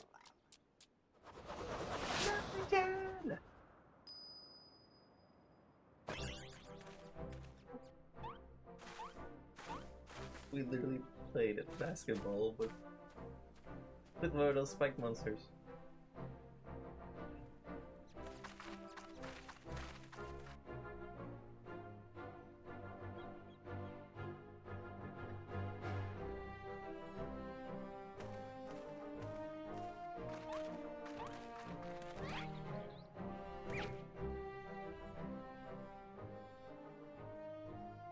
took the full force of the destructive beam, and yet there you stand, somewhat singed and apparently unharmed. Singed, sorry. I've pondered and puzzled over this and complexity fortitude of yours, and feel compelled to ask: are you an alien? A fine jest, but I assure you I'm without a doubt an Uldanian-born Manderville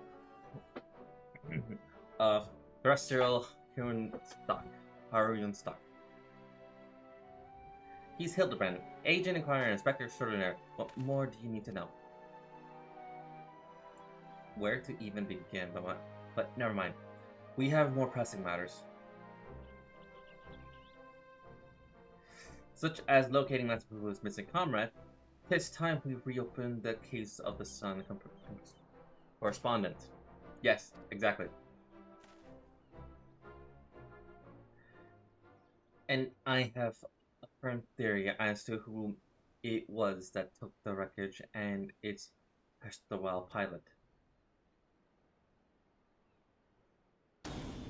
The Charlians. You're not wrong, actually. Or that they might have. I'm all certain that they've allied with the industrious extraterrestrials, which means they'll be doing orders to remove any evidence of alien activity. I wager we'll find what we're looking for in Old Charlian. We need only infiltrate their operations and expose this nefarious conspiracy. Charlians can't be bothered to formally ally with the foreign nations, much less aliens. And lawful rights don't count.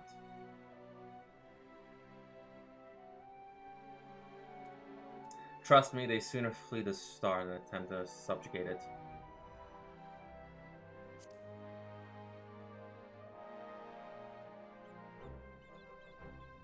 Well, while Master Dillon's theory does lack supporting files, we have no other promising leads to pursue at present. Moreover, I understand that Charlian set the standard for monitoring astronomical and astrological phenomena. Perhaps the experts have tracked the extraterrestrial movements.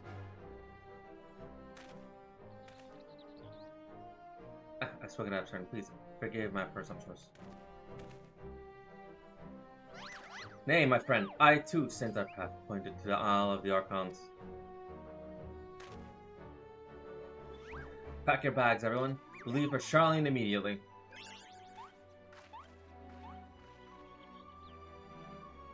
It was a hassle of going in. It was a hassle entering the first time. How much do you think we're going to be able to do it this time? Besides having me around. And I'm not even an Archon. I need to get my doctorates. I need to get not my doctorates, my Archons. I think I can probably support like a theory for how to dismantle a god.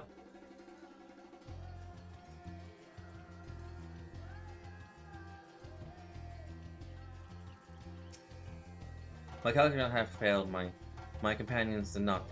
Plus, your quick thinking that saw the villain laid low, with a tremendous flourish, no less. Brandon Hill told me you went and searched for ingredients for medicine. I am so very grateful. His time has come, RP. Charlian is beating part of this conspiracy, and I won't let them hide their machinations any longer. Nice teamwork, RT. Not from around here. Hildabrand is keen to embark on the next leg of your investigation. Charlian awaits. We need only charter a suitable sea vessel. Of course, but does not the city lie many days' sail to the north? Is there no swifter means of reaching our destination? I have a theory. Yes. Yes. They're going to experience it. So, this experimental etherite will allow us to teleport to even absent attunement. Splendid! Then we shall avail ourselves to the technological marvel forthwith. Yes. Yes. Experience. The shit that I went through.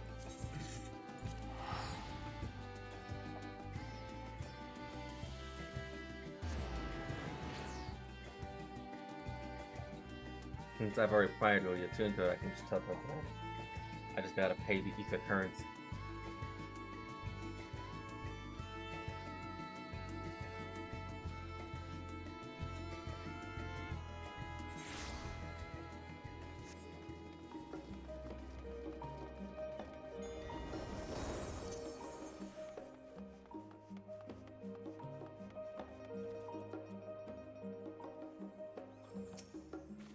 Oh, when you've traveled the cosmos as much as I have, teleportation is not the least bit disconcerting. How severe? How severe is your ether sickness, Master Fugu? Okay. I hope the alien wasn't too attached to his lunch. Oh God, save me!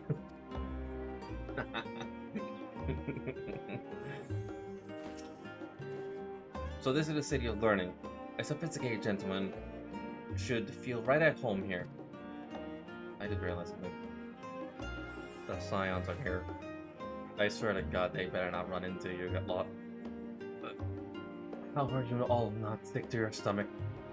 Experimental aetheryte make travel exceptionally more fun. Sometimes I feel as though I'm the only normal person in this group of eccentrics. You are the only normal person. Me and Nashu share a single brain cell. Plus, I am the warrior of light. She just pulled bombs out of what's-her-face. Hildabrand has extreme fortitude. Brandahild is a clone and a masterful effective, and then there's Poo-Poo. You're literally the only one.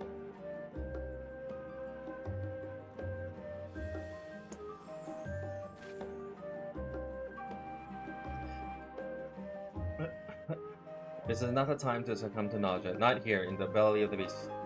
Rumor has it that Australian secret agents travel to the star in search of specimens, which they collect and bring home in service to a confidential research project. Said project is conducted in a huge underground military facility.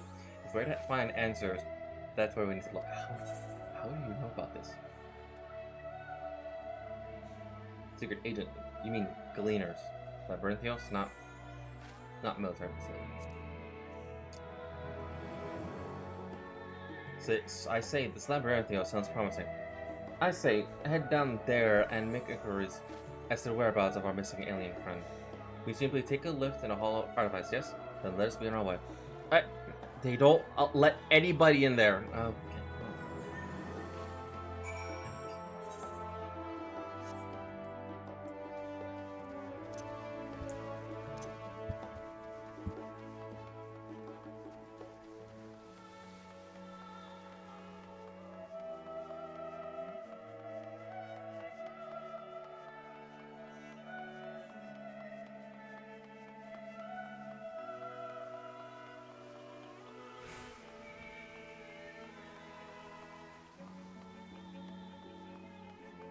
Sometimes I actually just like walking around trying.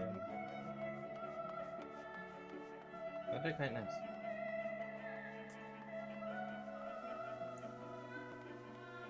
Nope.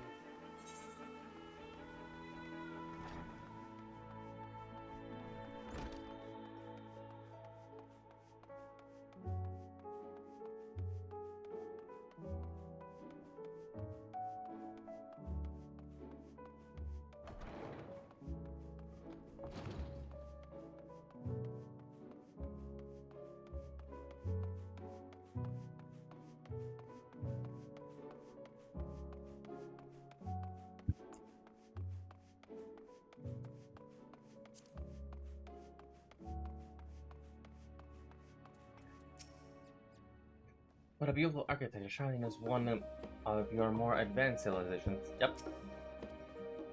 See, the archives are said to be bursting with knowledge and countless people accumulated over the centuries. I should very much like to peruse the shelves once we have attended to our main mission. No, thank you. I am very much recovered. If you're feeling poorly, my all-purpose cure can perk you right up. This must be the ellipse in question. Wait, they're just gonna let me in.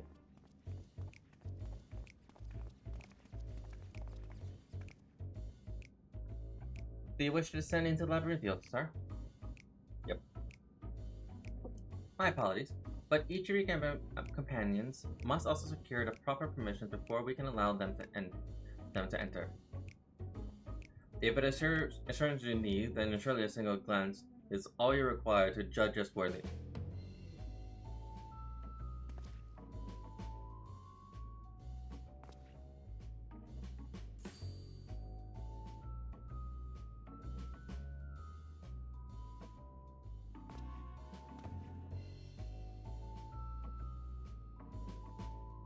I would certainly make some judgments, but that is neither here nor there. Admission to the labyrinth is the subject of foreign policy. You're the one who's being judged. I know you're hiding aliens and xenotechnology in the underground base of yours. Admit it. Xenotechnology, I surely have no idea what you're talking about. Yet again do our paths cross in the most suspicious fashion. Father, what business do you brings you to Charlian? I'm in search of a certain object, one crucial to the continued refinement of the Manderville weaponry. My investigation leads me to believe that it's found here in Labyrinthios. And as you also seem to be busy down below. This is my son and his bosom companions. I vouch for their character. Will you kindly allow them to board the lift? Ah, as I got remember, the form sent word of your impending arrival. Sorry. As a member of the syndicate, your administrative status affords you an entourage of up to 5 members. Pray consider your permissions arranged. I know not your current mission, but for the time being, I suggest you accompany me to the Acreon.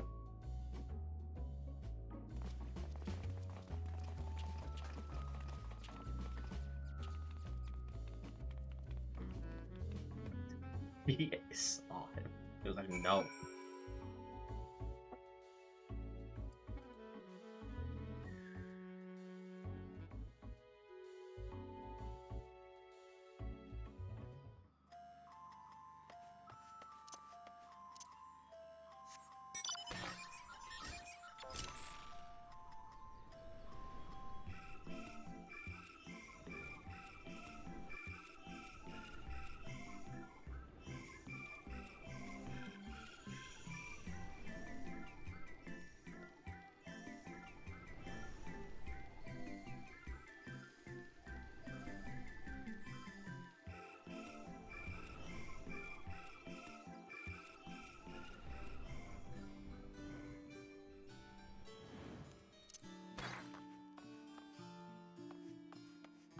Alright.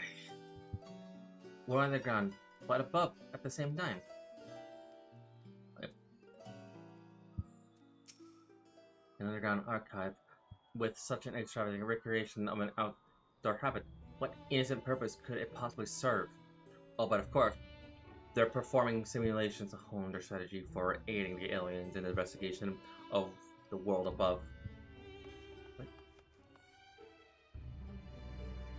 Hang on. He got caught, so he's definitely not here anywhere.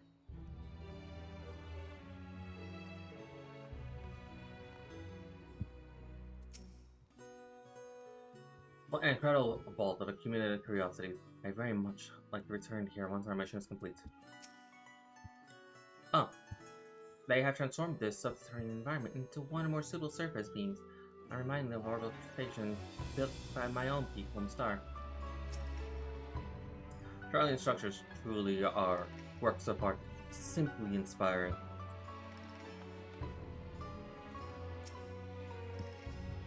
From what the father tells me, the storage facility is replicated with samples and specimens collected from every land of Avaris. If anyone has information concerning visiting aliens and crashed ships, it would be this studious folk.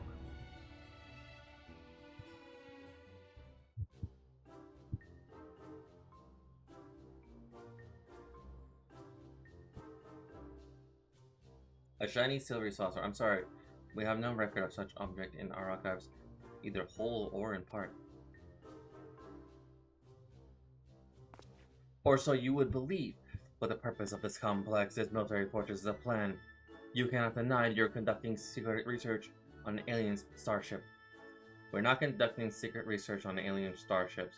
Yes, we did build a starfaring vessel in Amazon, but it was neither a military purpose nor of extraterrestrial origin. Disguising your foul lies with sparkling truth, are we? Fine, I'll dig up facts myself, and then everyone hear what you really are up to. Alright. While I cannot assist you with your amazing crafts, I do recall seeing an individual of like appearance to your companion here. You do? Where was this, pray tell? At Muriel Agronomics.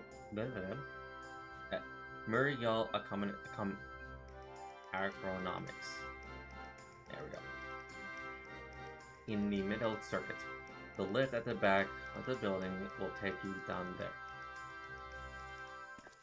Many thanks, my good man. Oh well, it seems you found yourself a solitude. I have my own search to attend to, so I shall bid you good hunting and good day.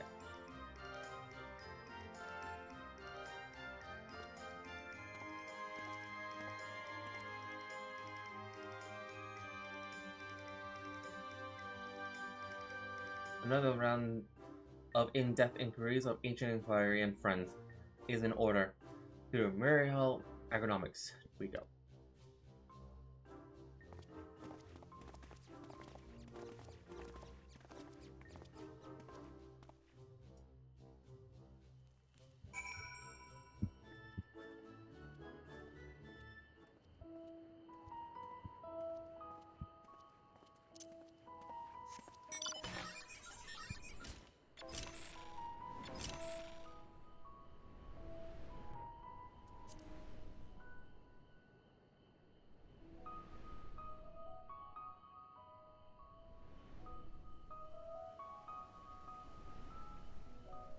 Ergonomics.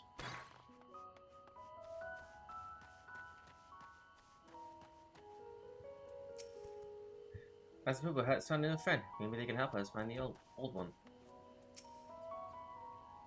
Can anyone ever mistake me for Mangaria? You look nothing alike. If have you perchance come across an individual resembling this light blue Ramguffian here? Actually, now that you mention it.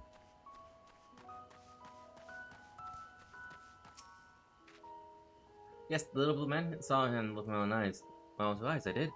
And it was no Mangaria. A gleaner in the company of the outside visitor passed through a little while back. Nothing too unusual. Only this friend you described was scuffling along with. I don't know what purpose brought them to the farm, but whatever it is, they didn't tarry here long.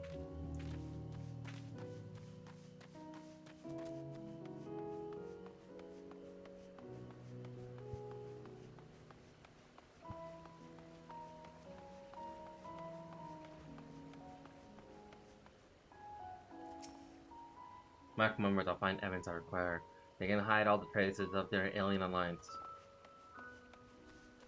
Alright, buddy. Ah, you must be talking about one of those new Mangoria strains. We whipped up a batch of a bright blue berry up in onions. But I'm afraid they started to rot almost immediately. No, not a Mangoria, you say?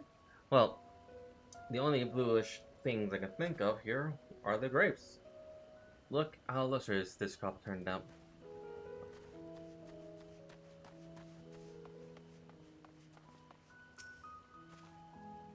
Your describe would lead me to believe you're looking for one of the mangroves hereabouts. But if, as you say, is something else you're after, then I'm not sure I can be of much help. I've only just started working here, so, you know, you may have more luck asking the others at hand.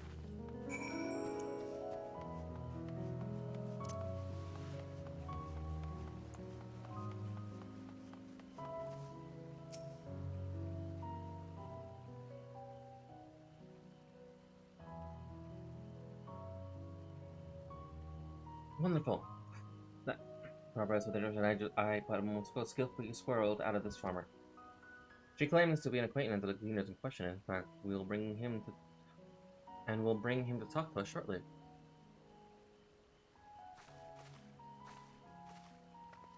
Let's round out the others. We shall be present to hear what revelations this professional collector has to share.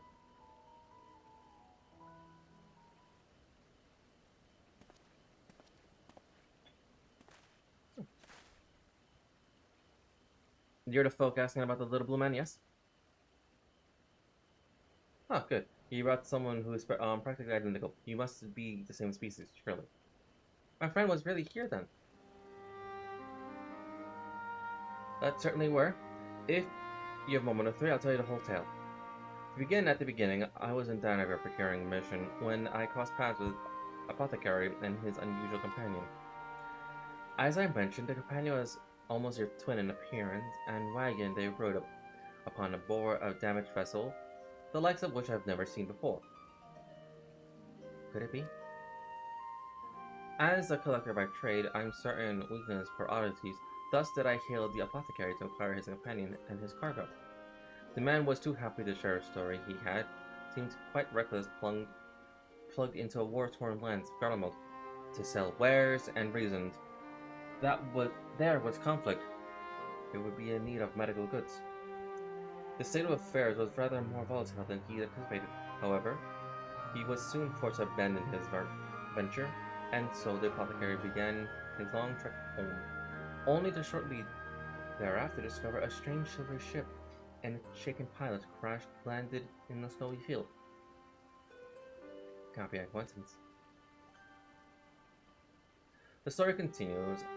After excruciating battle on battered vessel and its occupant from the snow, he brought home from whom the Razat his guest, wished to make repairs to the craft, yet even amongst the wonders of Bazaar, they struggle to find suitable parts. Hear this, I suggest, they bring the wreckage into Labyrinthios, and after they agree to the idea, I escort them back here myself. Alas, even the Terminus engineer who worked on the Ark were steamed by the exotic ship, finding its technology impossible to comprehend, let alone replicate. The little blue fellow eventually resorted to drifting schematics, while the engineer followed these steps step by step to craft essential bits and bobs. The apothecary and his companion were waiting here at Muriel. And what happened? Once the ship was ahead, what they needed, they repaired the vessel in a twinkling. The repair then departed almost immediately, and I've seen neither hide nor hair of them since. I'm told the apothecary paid a handsome sum to the engineer's service, but being a typical Charlatan, I wager they would have happily fortified the coin for a chance to have forfeited the coin for a chance to pour over every square inch of the ship. Now, I'm no scientist, but I'm beginning to think such a purple vessel must have had been kind of starfaring craft. And that little blue man, well, he must have been an alien from another world. Or so I believe. I'm an avid reader of the Flanagan truth, you see? And I love to entertain these ideal flights of fancy. But I rambled on too long. There are errands to attend, and I must take my leave. Good fortune to you. He is like extremely knowledgeable. Like it's like yeah, these are lovely reads. I love it. I love these fantasy reads. Well, he doesn't take it full seriously. Could it be true? I have a readership in Charlian? Perhaps I misjudged these people. But senior comrade is hale and healthy, Master Pupil, and in company of a Hanish alchemist of undisclosed description. Yes, so wonderfulness, I'm grateful indeed that we made the journey. I have a feeling this case will soon draw to a close. Come, let us return to Rasat Khan and continue search.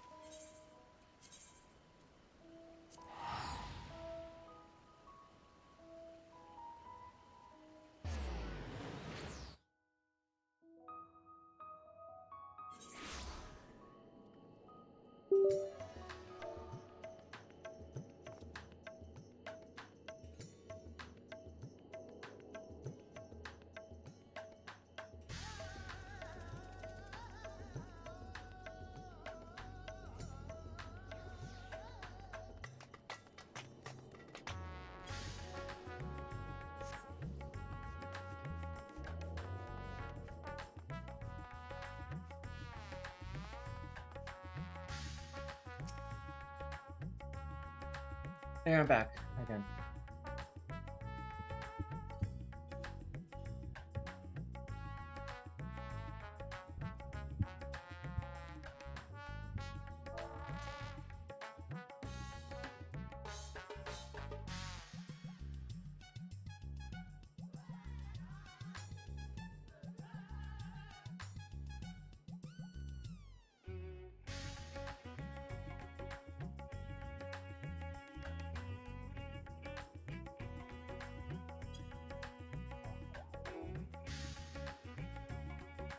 And I'm back in the blink of an eye.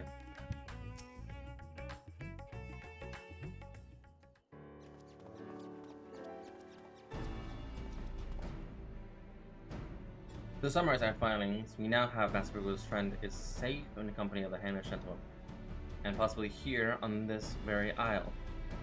Oh, that does sound promising.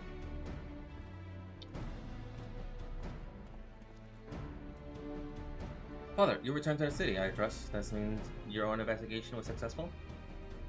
That it was, although laying hands on the object of my desire has been a long and frustrating ordeal, to say the least. Much painstaking research revealed to me the existence of a hierarchy and developed relic, within which slumbers the secrets of weapon augmentation. Yet, though I turn our ancestral home upside down, I failed to unearth the artifact in question. The reason of its absence became clear when I chanced upon a journal of one of our forefathers. He wrote a visiting scholar, keen interested in the relic, and somehow thus surrendered it to Charlene's keepsake for study. The trail led me to the Limbury Hills, as it turns out. The Charlene never did find time to conduct an analysis. The custodian and I found a Kuro tucked away in a dusty corner of the Archeon, still awaiting process.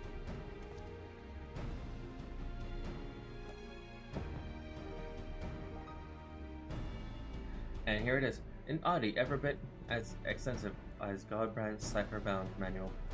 How are we to liberate its hidden wisdom?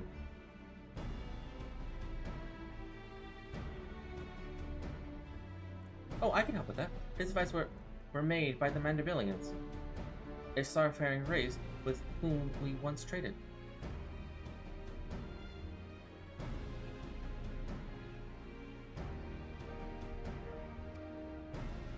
Starfaring? Mandivillians? Yes, a highly evolved species with a mastery of advanced technologies. Our people shared ideas and inventions, so I'm quite familiar with your family's relic. If you so wish, I can have the device project whatever images were stored upon it. I darkened the room. A darkened room would have for us clear a view, however. Then let us retire to our rooms and the common, and dim the lanterns. We must behold these secrets and operational conditions.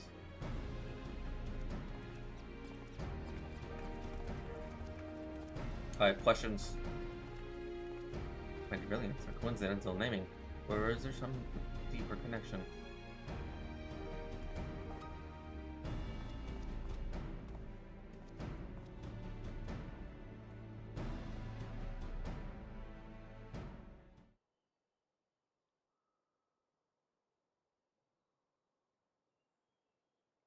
Everyone comfortable? Let's see what the device has for us.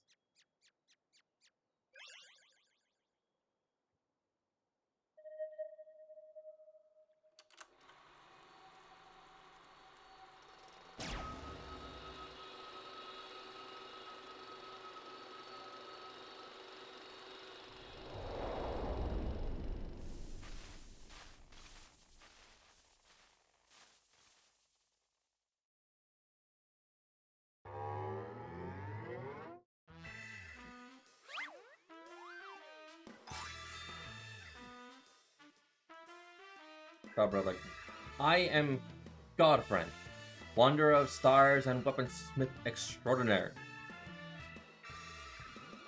First Lord of House Manderville. This is the Godbrand, our founding father.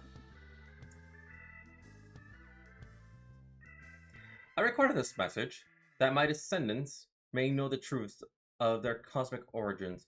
The tale is long, but I bid you watch until the very end.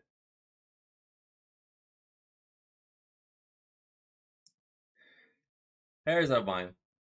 I am not a man born of the star, or even a man at all. I am of the Mandervillians, a race which hails from the far side of the great expanse.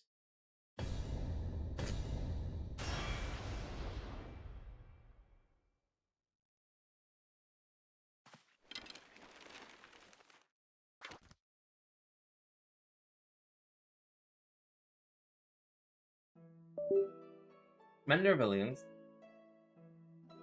are parasitic symbiotes. We can only survive by bonding with other life forms.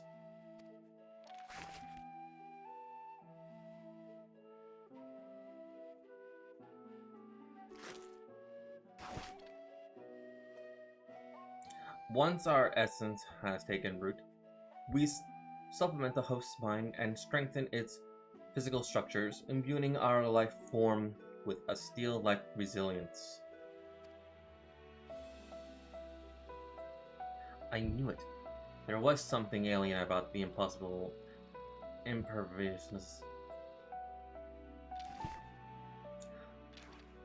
Then, though the conjoining of compatible host bodies, we produce offsprings, which harbor the next generation of Vanderbillions. This semiotic variant eventually takes to the star in search of potential new vessels, adapting and multiplying. So it was that our race proliferated and spread throughout the cosmos.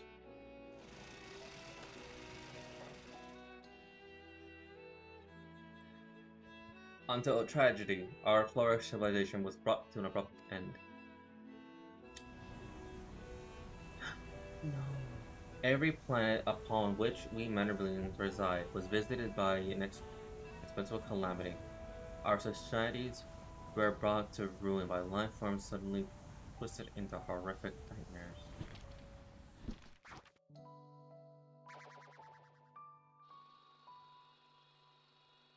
That sounds familiar.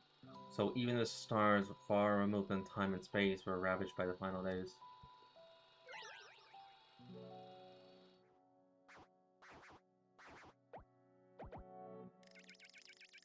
Despite to avoid the same fate, a comrade and I boarded a ship and fled upwards into the starry night.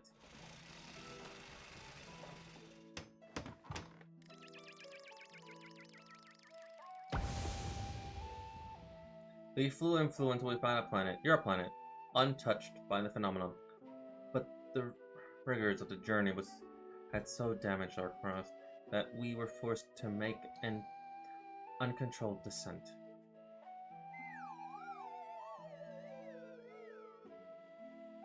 I alone crawled from the wreckage badly injured and near death, and even as I reined myself to perishing on this unfamiliar world, I was found by a man who had come looking for the falling star.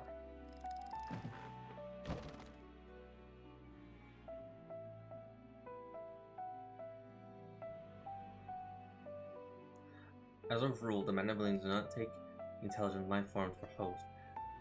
After hearing my story, however, this sympathetic gentleman offered to become my vessel of his own accord. He was himself afflicted by an incurable malady,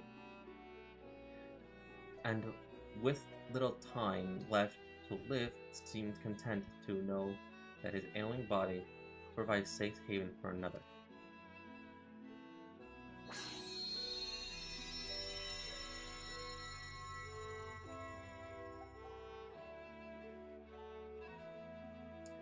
With his blessing, I set about transferring my essence. The man's form was revitalized and purged of its fatal fertility, yet the mind which dwelled within was now my own.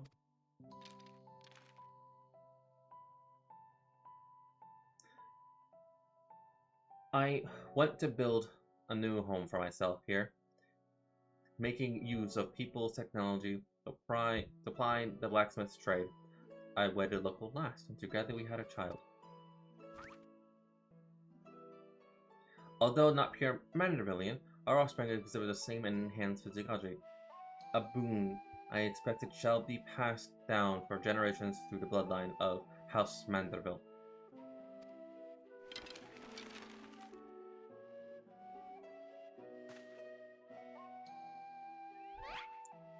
My dear descendants, the folk of this star are most fragile, yet as the first man I encountered did demonstrate, they are nevertheless capable of surprisingly love and generosity. Aww.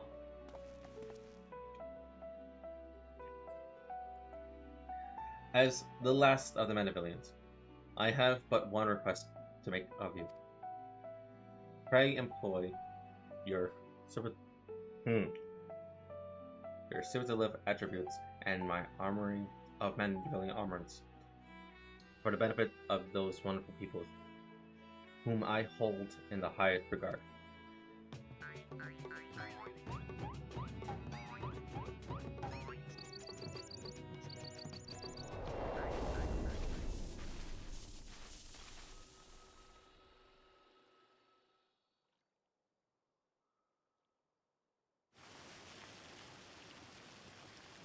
What an astonishing development.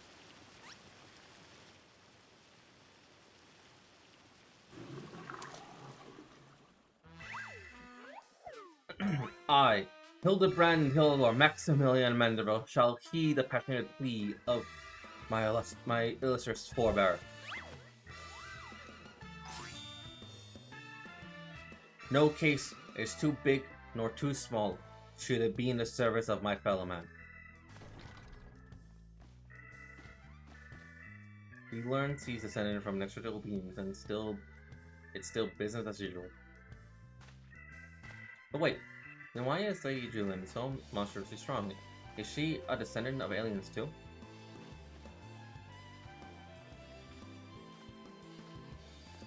Well, this is unexpected. I never did cross my mind that our esteemed ancestors might hail from beyond the heavens. But I do wonder if the self-same blood still runs thick in our veins. The family tree I glanced over some years ago suggests that but tis unimportant. My present purpose remains unchanged.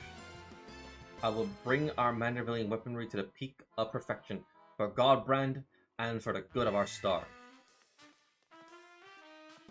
Before I forget, I have a gift for you, Artie. Pray away for me at the Etherite Plaza, and I shall bring it forthwith.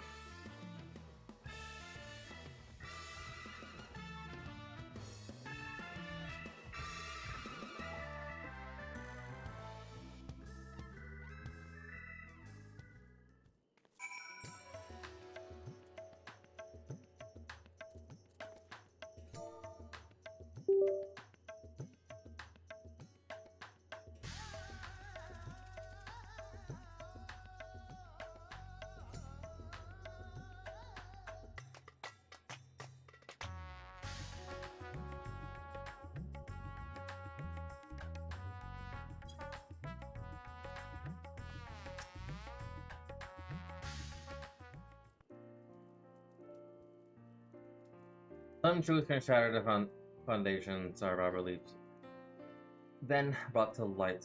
And I have to say, this wasn't one of them. The more tragic discovery was that I devoted readers in Charlian, those who pursue my publications are allies against the ever-expanding webs of lies and deception without expectation. I have misjudged the Charlian people. They are not collaborators or architects of conspiracy. They are but seekers of knowledge, unafraid to plumb the depths of the unknown. I know.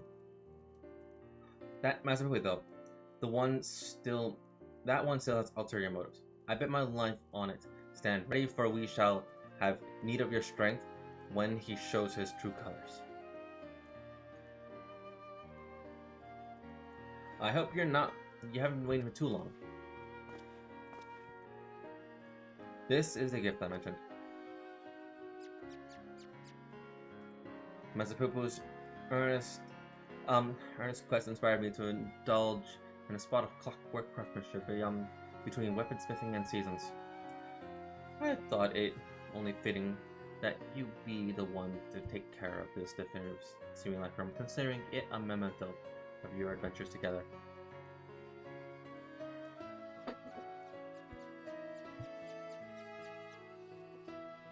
As for a Mandervillian weaponry project, your assistance is still very much welcome whenever use has time to spare. Until then, my dear Archie.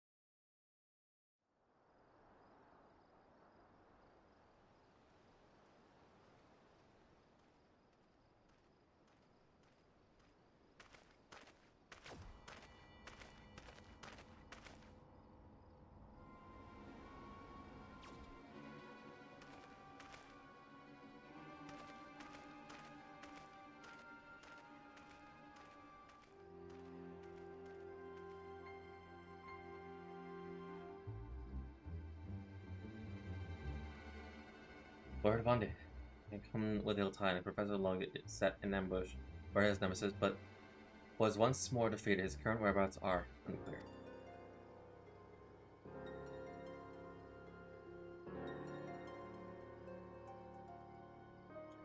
Doddering dolt.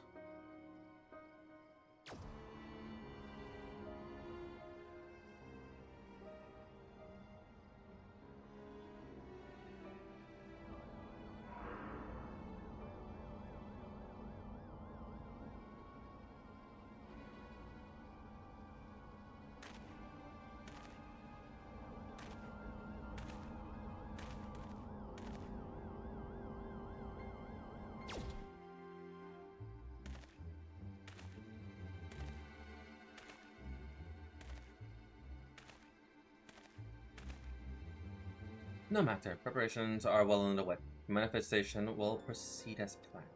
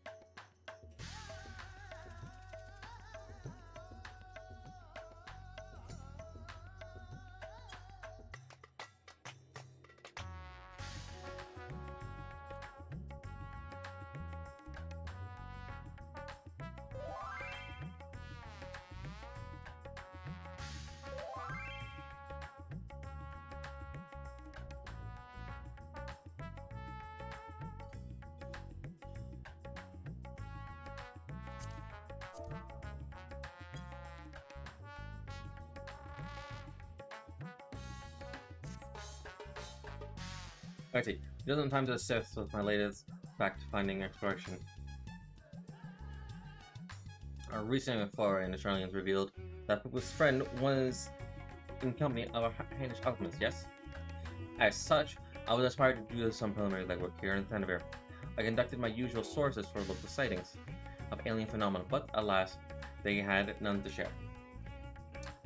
I had thus switched tactics and decided to track down this alchemist fellow instead. Surely someone will have heard the tale of the apothecary old enough to set up shop on a Garlean battlefield.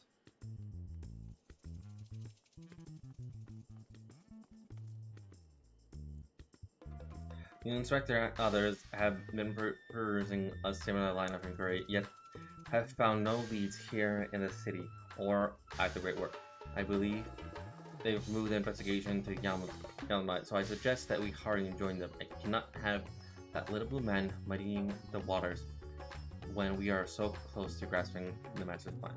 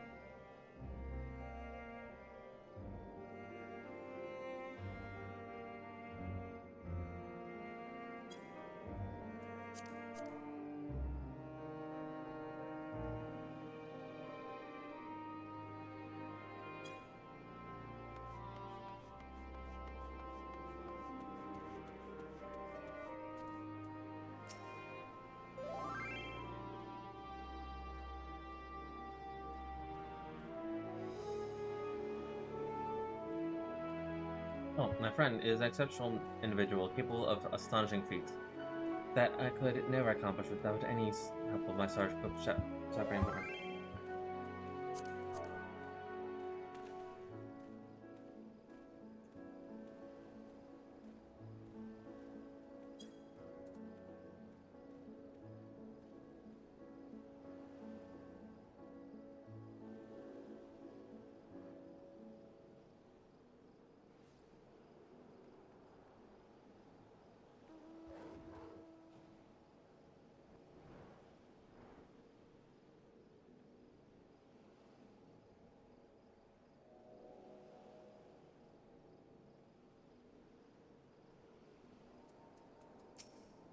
What else can you tell us about your long-lost comrade, Masamoto? This port would be an excellent place to analyze global trading trends.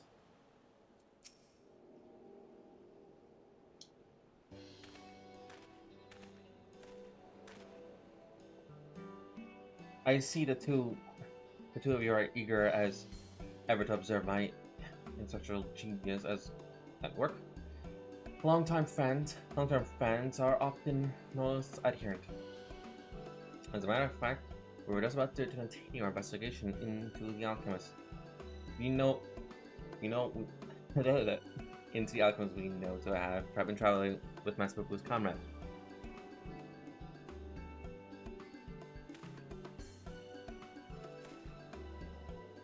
I mean, that is to say, I am merely following in the inspector's wake.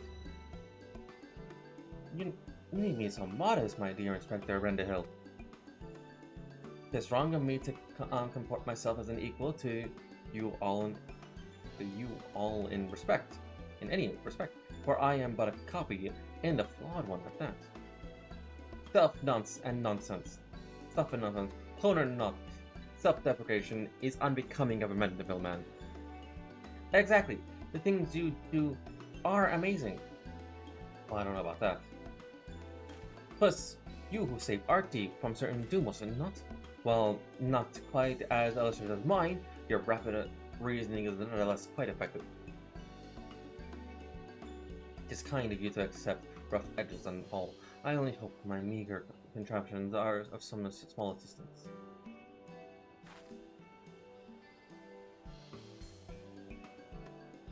Too modest by half. I'd say his mental facilities are far surpassed those of the original.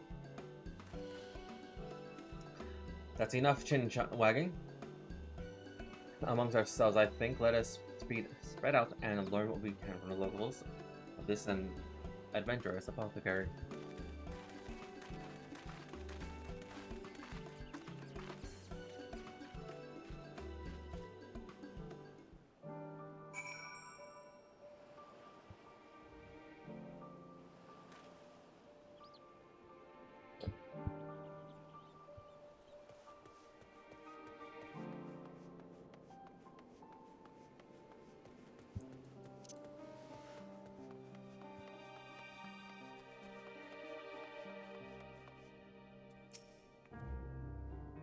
Do I know any apothecaries in Rosatown? Of course, more than I can count. I have not heard anyone to tell peddling such goods in Heart of the Empire, though it seems like a terrible idea. What with the civil war raging and the war almost ending?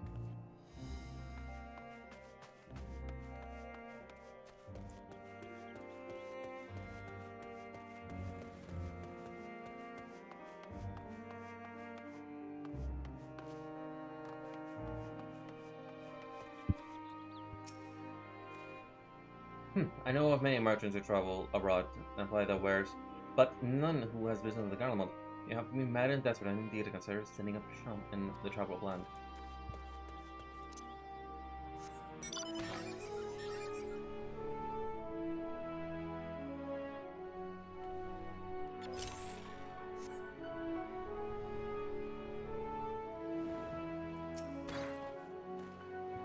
Yes, I know the one who speak. A fellow fisherman told me of a friend of his, an apothecary, who set off in a war from Garland to sell his medicine. The rock is full, if you ask me. No interest in affairs of such men. But you do, I take it. If you do, I suggest you head to Otiaxi and hear the tale for yourself. Look for a red-headed lad here they're gathering shellfish.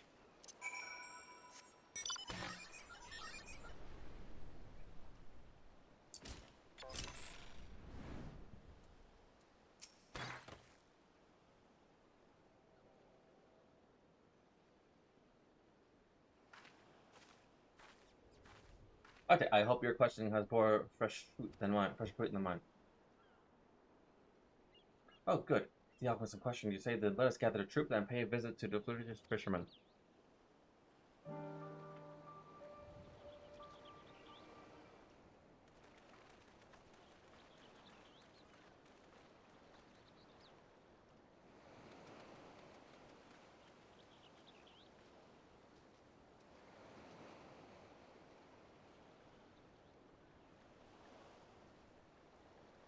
The story of my apothecary friend.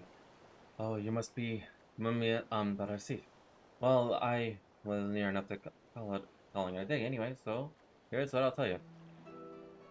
Barasif comes from a very poor family growing up. Never had much in the way of money. Processors, I suppose. Those expenses are what led to his lifelong obsession with gaining wealth. After trying his hand at a succession of trade, he decided alchemy would earn him the most skill, but his stock never sold, as well as he hoped. So when he heard about it in Donald Stripe and government, he saw it as a golden opportunity. Surely he, in the middle of the war, was the best place to sell medicine, but more like the best prices for near-death experience. He'd soon give up on the Garland venture, but while one would have expected him to return lamenting in his ill fortune. Practice was practically the cure. When I saw him, God's blessing, he found it in this snowfields had given him. Much cause to celebrate. He said he learned how to create gold. I must admit, I laughed at first. But then he showed me the gleaming mountain of stuff, enough to proclaim himself a merchant prince. He even changed his name to Von Hoodie, a word which means to be mind, brings mind the bounty of the divine. A name I've heard is rising in the markets. Is he not the one snapping up the commercial virtue left and right? Yes, Onity has certainly made his admission to known there in Tanaver, especially when he attempted to purchase the entire port of Yalaman. The dockmasters declined to sell, of course, but when it comes to buying historical landmarks, bottomless purse can open surprising doors. Last I heard, he's converted in Gila Array into a private abode and has been filling it with every rare treasure his gold can secure. He pays out particularly large sums for artworks depicting the goddess Ashura. I remember him being a favorite worshipper of hers, even as a child. I've encountered much Marisai and Murga lore in Razatan, yet I recall no mention of this Ashura. Well, that's hardly surprising as a deity of war. She is not well loved by the common folk. Firesafe is different, though. He sees life in constant battle to amass wealth, and it is Ashura whom he prays the victory. And damned if she didn't listen. The once poor boy became a merchant.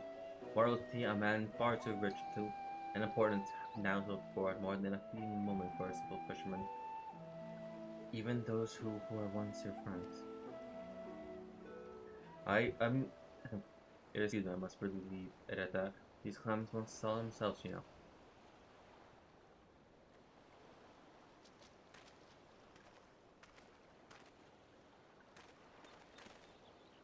How about it? The apothecary and the merchant prince were one and the same.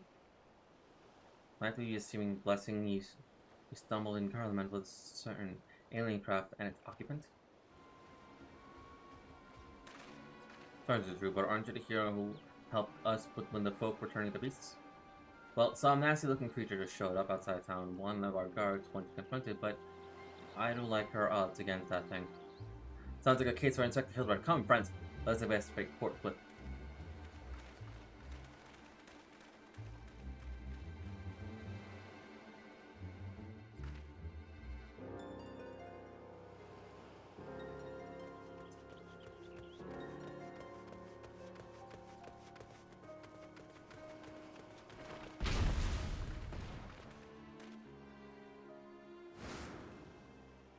I thought you destroyed that monster.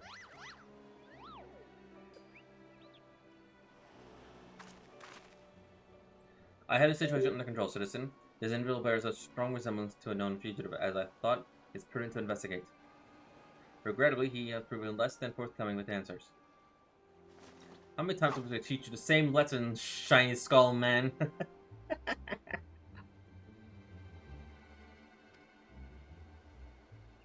Lesson? What are you on about?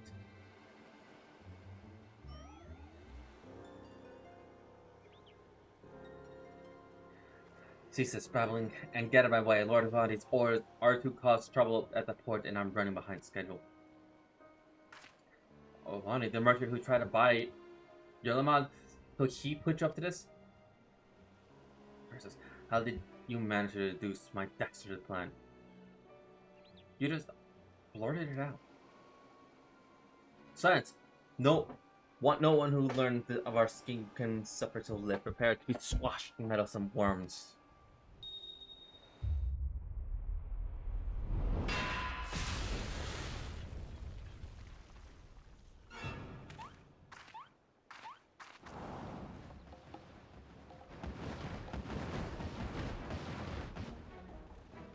3 Morse, Sinners of Skullman. What was the doctor quadrupled?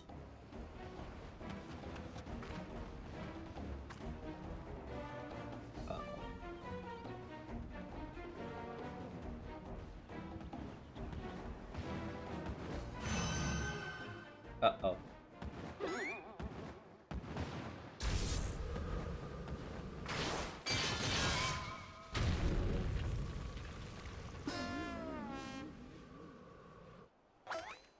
Mother?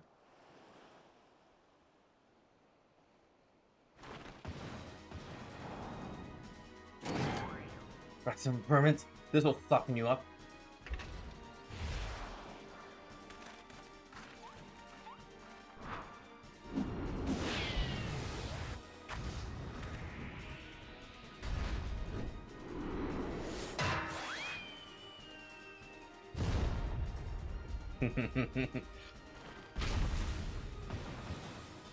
A lucky hit.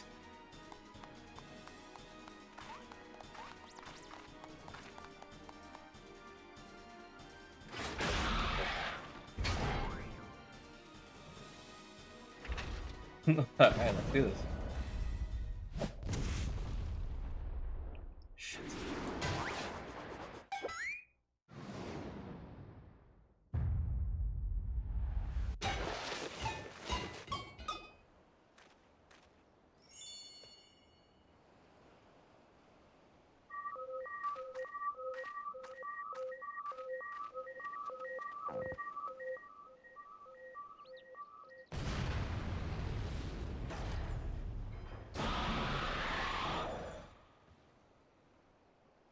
One last pitch.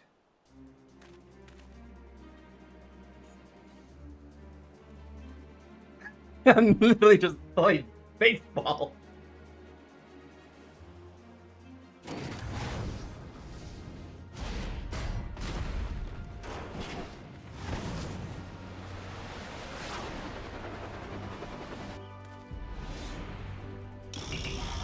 Ultimate and hitter special.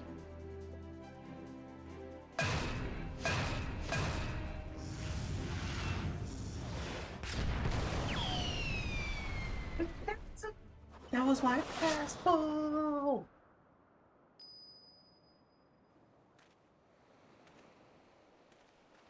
I need a frying pan. I want a frying pan just as a axe.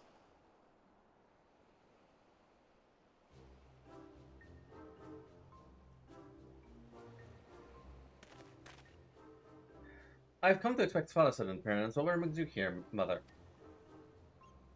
A position from the Merchant of Valhalla, as a matter of fact. I'm accompanying your dad as a manager of the for Vanderbilt, and we were just on our way to the Block's mansion. I've already fused Master boundaries once before when he tried to buy out our commercial empire. This time, however, the deal concerns offloading a quantity of gold at wholesale prices. It is quite an attractive offer considering the fine jewelry is our stock in trade, and we thought at least to listen to his proposal.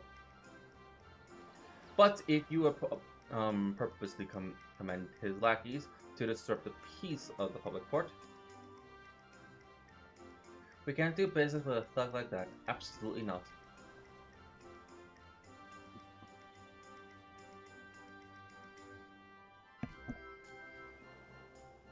Where do these guys come from in the first place? Is there a hulking weaponizing brute machinery factory around here somewhere?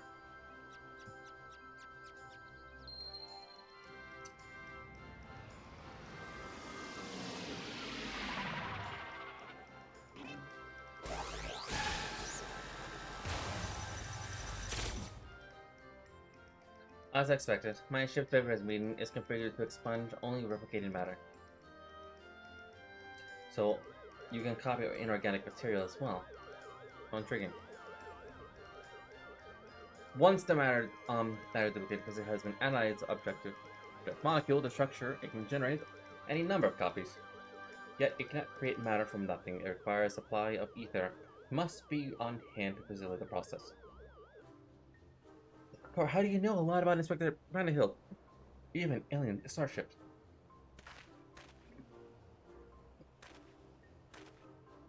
I'll be right back, because I have no idea how long this cutscene will take.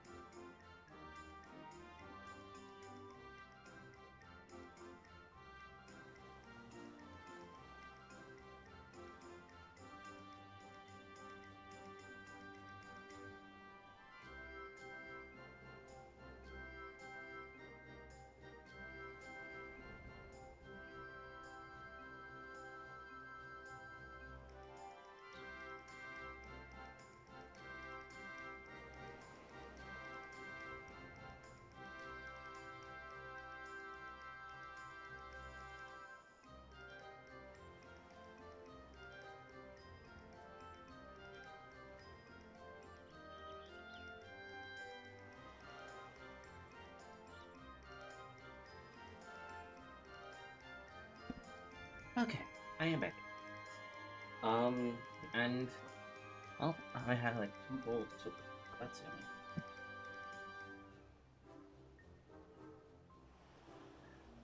There's no great achievement, as I mentioned, the rest of knowledge were patched with data of the shards of Lone Archive, with included the vessel's full schematic and functions. Assuming I understand it correctly, it is possible that Vanundi is using the repaired alien craft to replicate piles and piles of gold. We share the same suspicion, Master DeLeon. To my knowledge, no other method exists that can replicate reproduce precious metals. Of course, 'tis obvious conclusion. That being the case, one might further assume that Hanodi is either threatening or deceiving Master Pupu's comrade in order to gain access to the vessel's superior technology. One course of action is clear. We march right up to the gold spawner's front door and demand the release of the extraterrestrial hostage.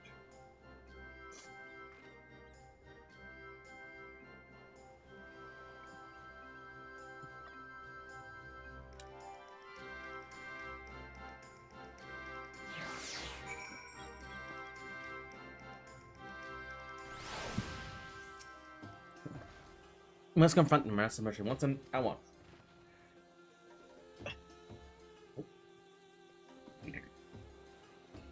If your heart's set on competition, then you may as well come with us on his invitation, including a private airship flight to his new estate. I will need a formally reject his denial deal anyways, and his pilot will be waiting. The mother is mostly strong and the man builds man, except it doesn't make any sense. All this talk about deceit has me worried. Good to see you, Archie, and good to see you're still keeping company with our darling boy. That blocky lad, a new friend of yours? Smooth off the edges and he be a spitting image of our Hildy. Let us take money to his house and bring an end to this case once and for all. That was quite a smashing hit, Archie. I give and understand that while identical in appearance, the craft belongs to my comrades is equipped with more advanced technology. Gobert is ready to lead you to Manudi's awaiting pilot. Shall we on our way? We're to meet Manudi's pilot atop the rise south of Kadajaya's footsteps.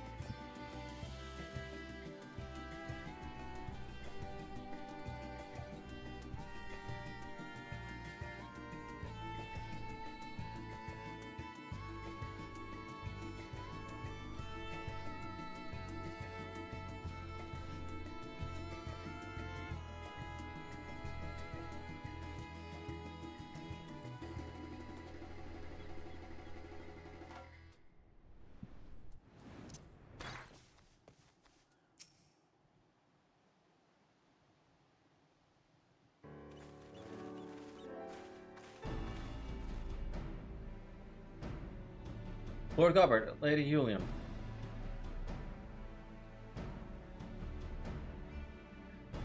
And entourage. Pray excuse our promises. My son and his companions insisted they come along, desperate as they were to meet with the illustrious Master Vanity.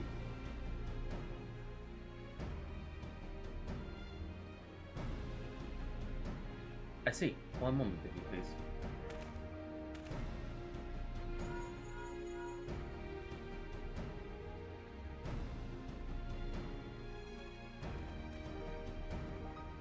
Lord Vanadu would be glad to welcome you all to his home.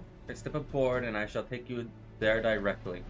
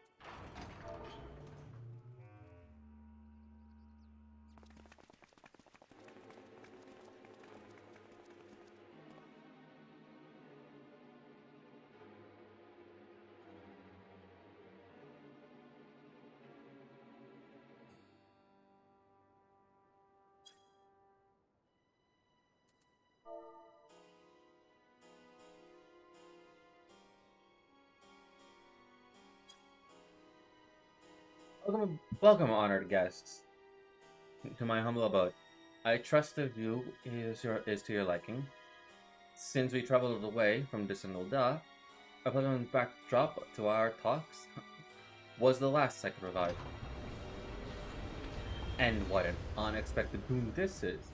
I had been debating when to extend you a personal invitation, but now here you are, like a wish come true.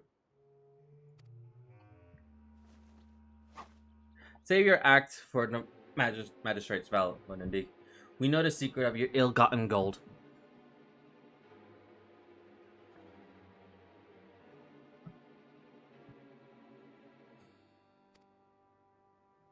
You'll cease the exploitation of alien technology and release your hostage into the care of massive people at once. Unraveled, all my schemes have you good. I needn't even waste my breath on a tedious explanation then.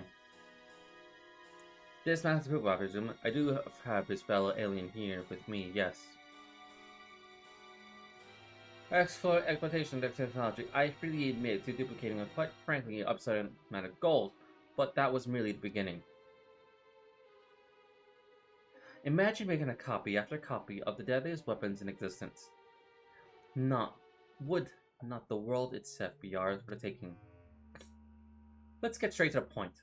I want you at my side. With a vaunted warrior of light as the temperament for my clone army, you would conquer this and every other land in creation.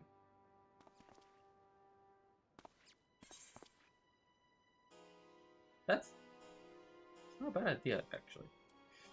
I want to see someone who actually chose this. I refuse, categorically and ethically.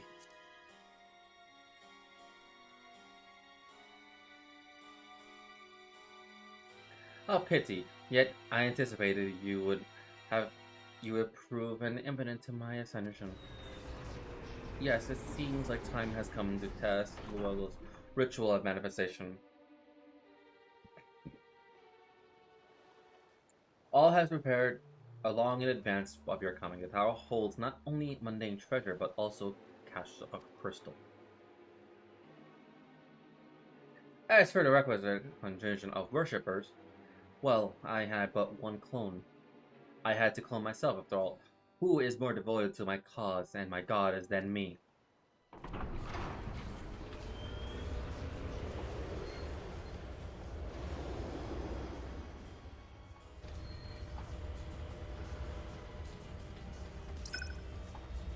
Divine Asura, take up thy blades and wage war upon my earthly rival.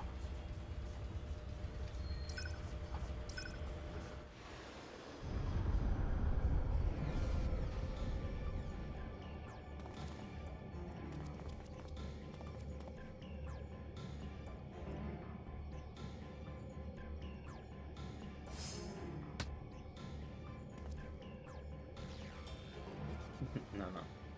Nay, Hildabrand. Against the primal, we may be more hindrance than help.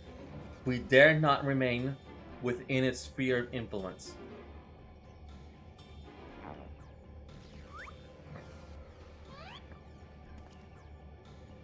Best of luck, my friend. I must take a gentlemanly withdrawal.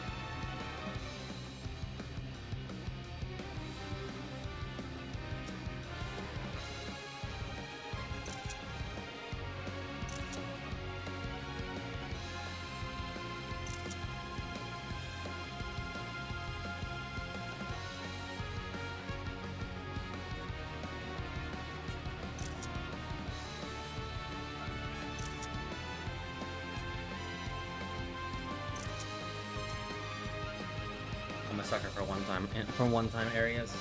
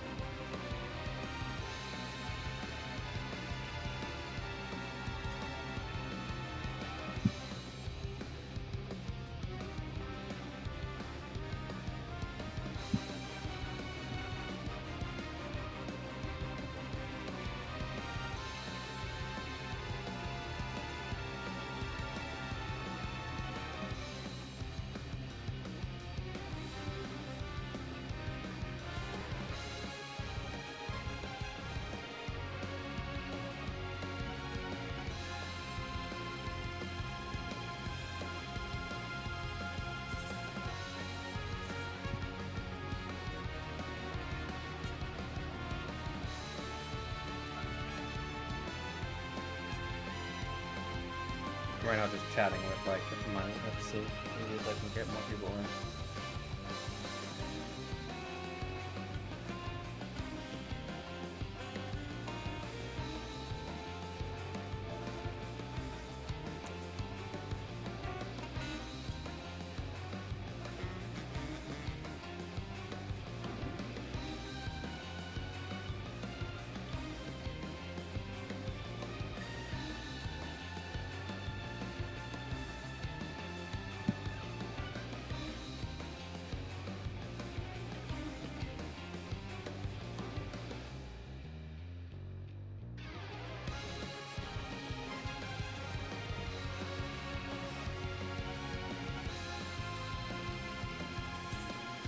Let me see.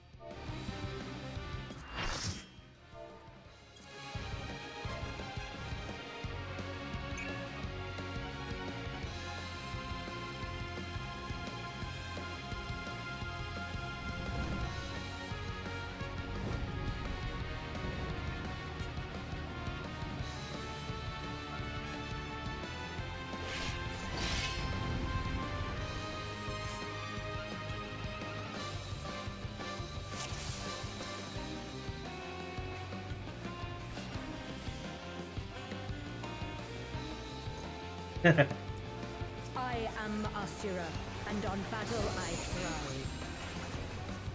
Have you the courage and strength to face me?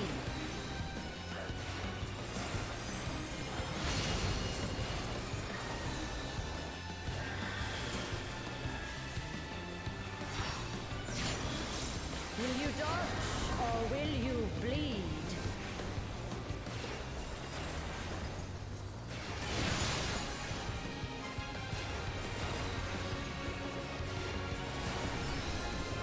The frail shall fall.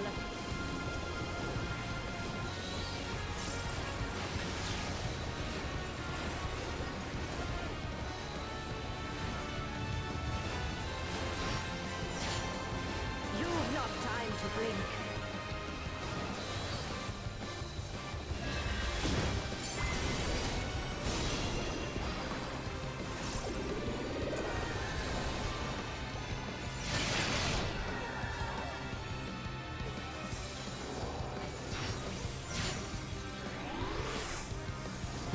Tremble before the might of the minutiae.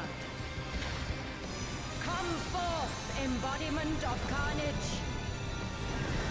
Revel on the bloody field of war. The spirit of battle awakens. Sharp is the lesson.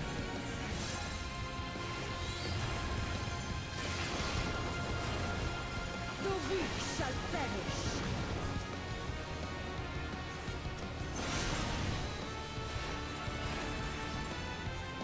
Hear the gleaming edge.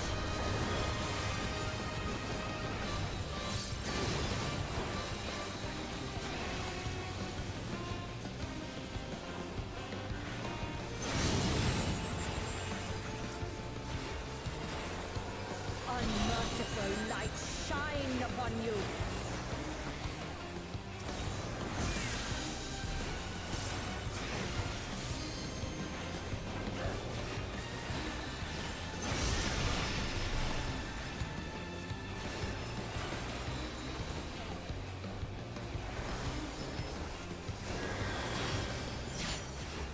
Behold the sixfold blade.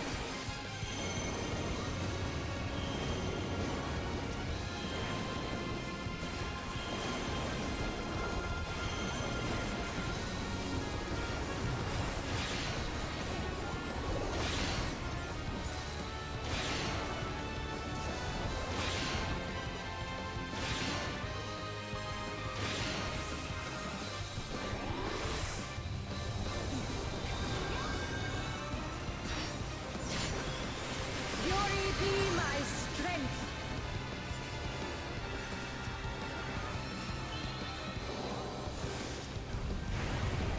I will scatter your bones.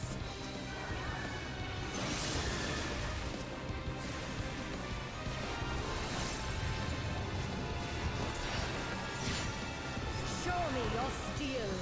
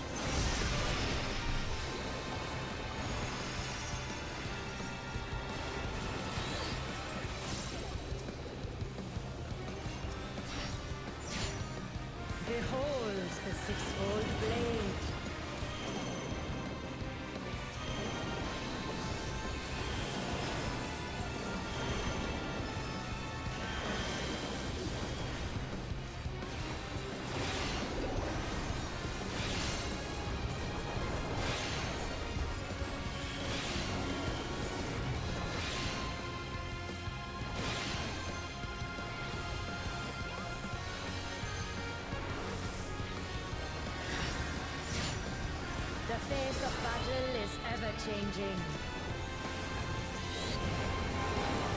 Joyful is your downfall.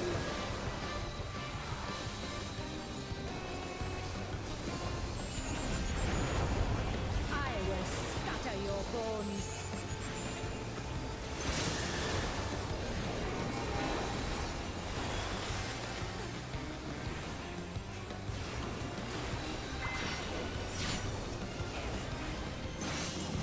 Will you dodge or will you bleed?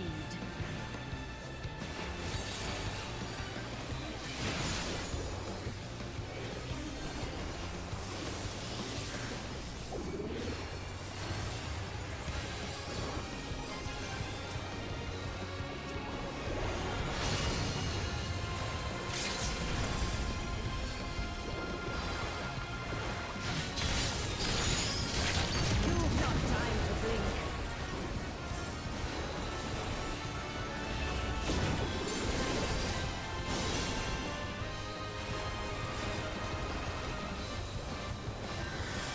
Show me your steel.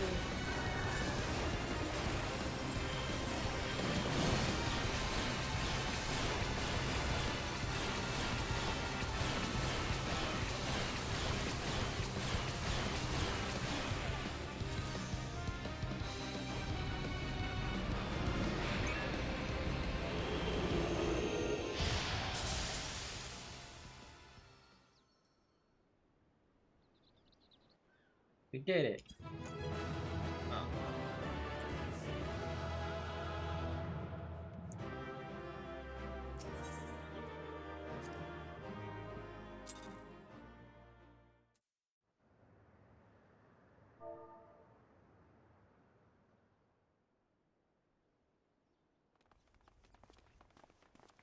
Good show, Archie. Would seem you thoroughly trust that pesky primal.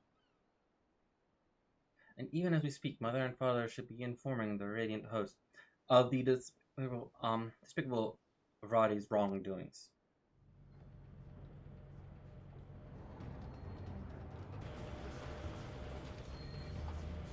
Divine Usher defeated. Turn the wheel, we flee for now.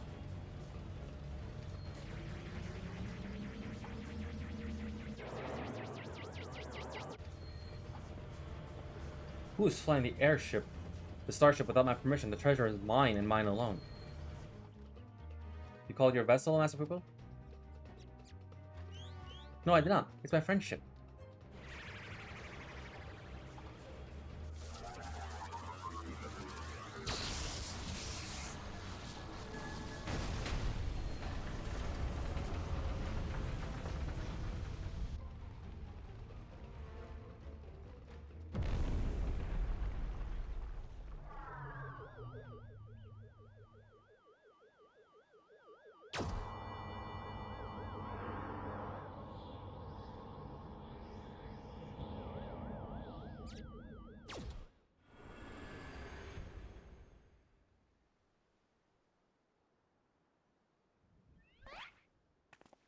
At last, the moment of sweet reunion is at hand.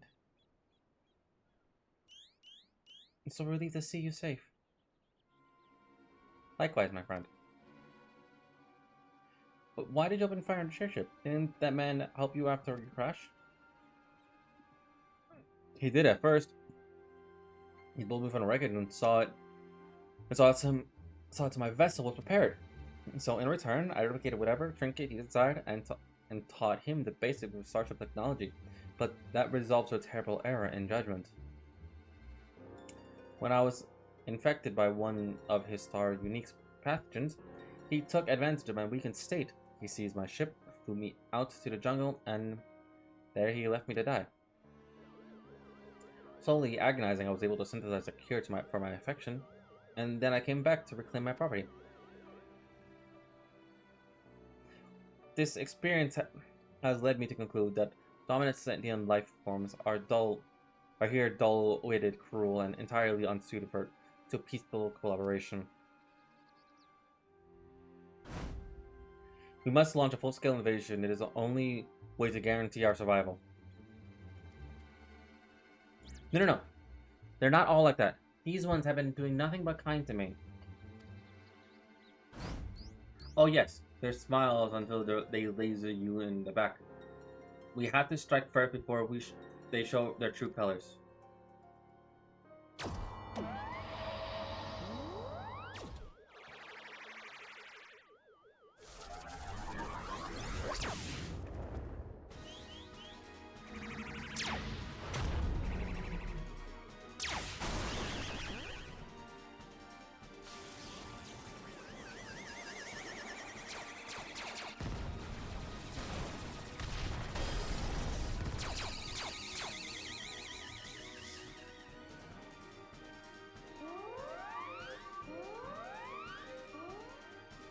The ship's radar has been breached. It explodes. Everyone in the vicinity will be atomized.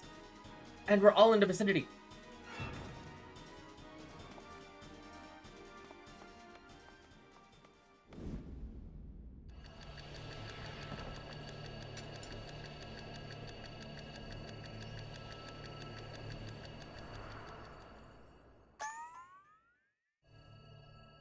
Damn it, think.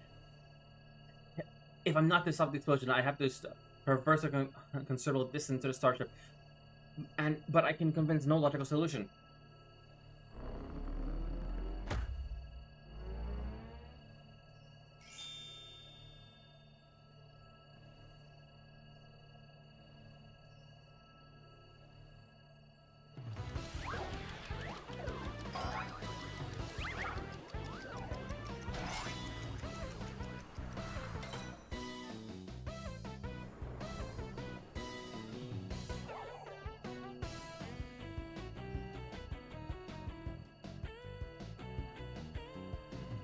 Inspector Brandahill, you must employ my father's mighty moves to propel me to the vessel. I too calculated that, Lord Gobbert's signature technique. We are our only means of activating this possible propulsion. Yet there's a flaw in your proposal. I lack the strength to properly perform the throw, and I have no time to teach you the starship controls. Inspector Hildabrand, it is you who must fling me.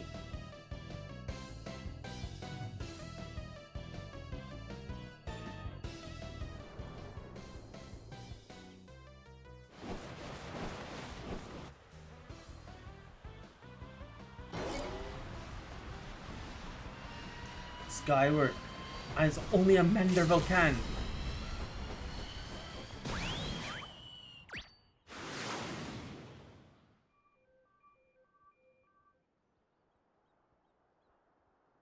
I lost my grip.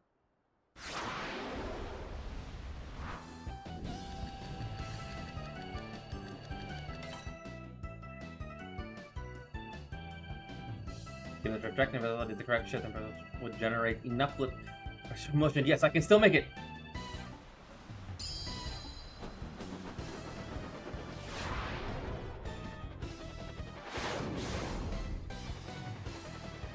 What?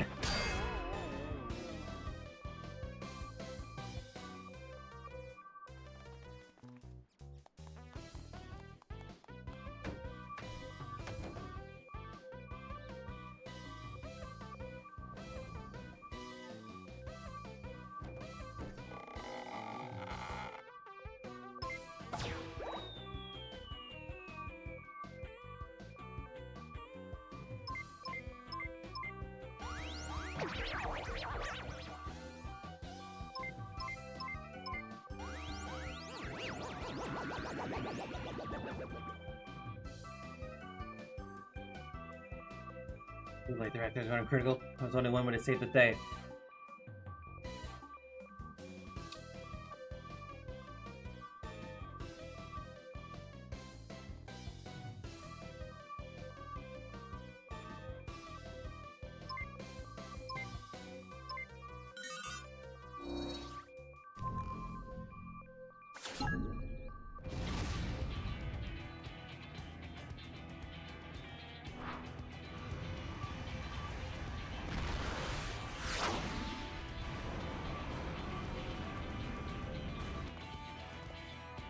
Inspector Brandahill. Our brief time together was more than an effective call could ask for. Be well, my friends.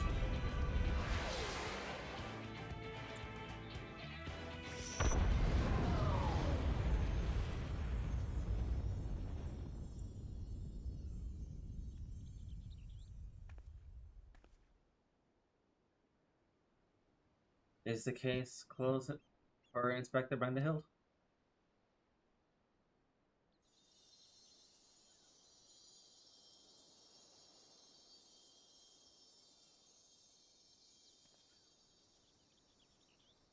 Nay, my loyal citizen. As a chip off the old gentleman, our dear Brandehild has surely survived to tell the tale.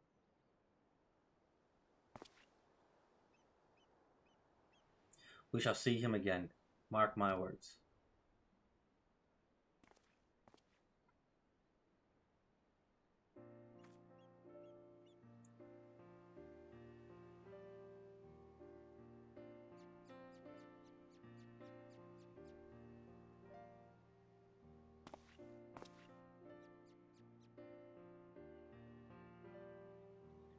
You rescued me, even though I tried to incinerate you with highly intensity plasma beam blasts.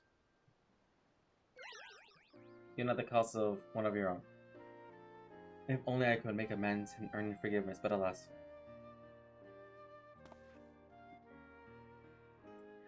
There is not to forgive. With his blocky constitution, Inspector Brandehill will just be fine. I assure you, as a friend of Master Pupil, you are a friend of ours. And what are a few minor plasma burns among friends, eh?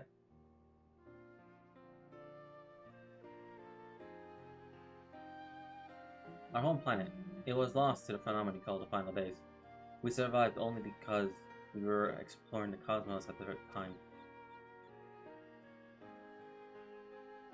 Our explorations, which had therefore served no purpose but curiosity, shifted to search for a safe haven.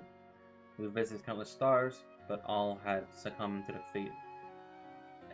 It has just ruined as our own. Growing desperate, we decided to settle on a suitable refuge we could find, whether it was populated or not. If the natives were hostiles, we would live peacefully among them. If not, we would prepare to claim our new home by force. So, it was that I arrived at miraculous planets. Lulled by apparent absence of metacausal chaos, I blurted into a mundane war zone where I was promptly shot out of the sky. The rest you already know. Having failed during our research, I hurried here and had communication received no answer. That was when I met you, Inspector Hildabrand. Those touched by despair of the final days were reduced to beasts. Given our savage willingness to invade our star, it would seem that, in a sense, we fell prey to that despair after all.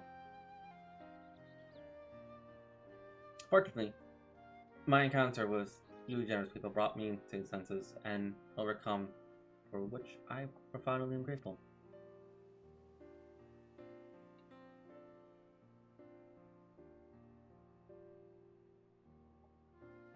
That said, there is nowhere else to go. Would it be too much to ask for us to live here on your star?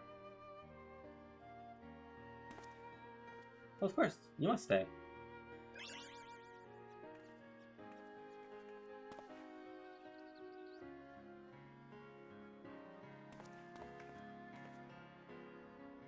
I suspect you wishing to repair your damaged vessel.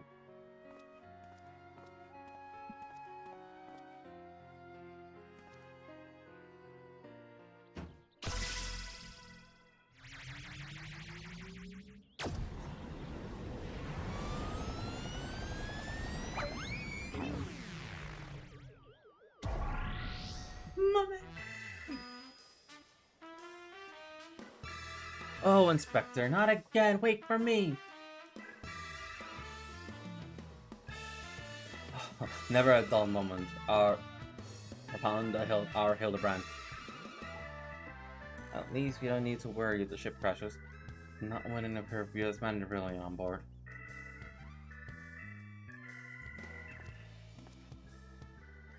That's funny you should mention that. Upon reviewing the Manderville family tree, it's supposed to make clear that a lord without heirs of his own passed the name to an adopted child several generations ago. Are you saying that you and your son are not direct descendants of Godbrand, an alien progenitor of the Manderville line? Then how do you explain your unnatural stubbornness? When it comes to building strength and perfecting gentling technique, it is not one's lineage which matters, but rather the unbending conviction within one's heart. Though Godbrand's bloodline be broken, House Manderville shall live on through us.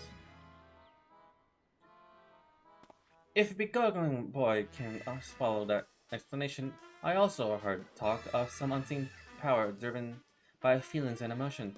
Could it be that you and Hildy tapped into that cosmic essence?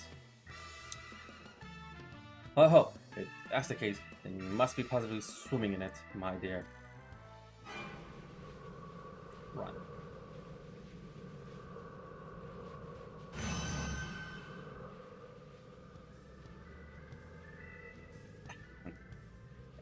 Every thing appears to be under control here, so let's return to the city, shall we? I thought I was gonna break into a run.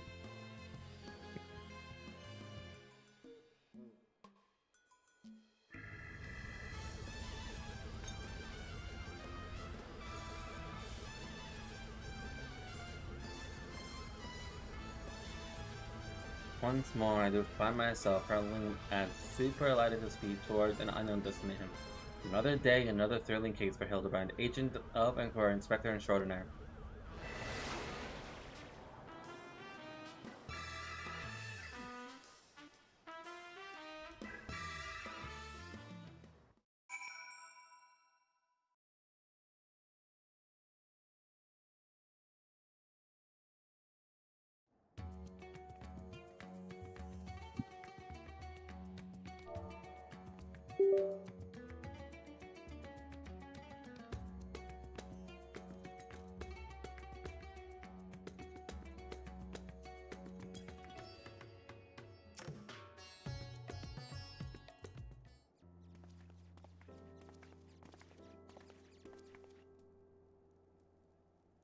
Thanks to an enlightening conversation with less people on the way back, I believe I have the answers required to proceed with weaponsmithing project. We need to get your commitments, of course, but I would welcome your continued cooperation. And with that, I bid you a good day. Thank you for looking out for our beloved son. I'm sure he and Blocky Lad be back here for more cases before you know it.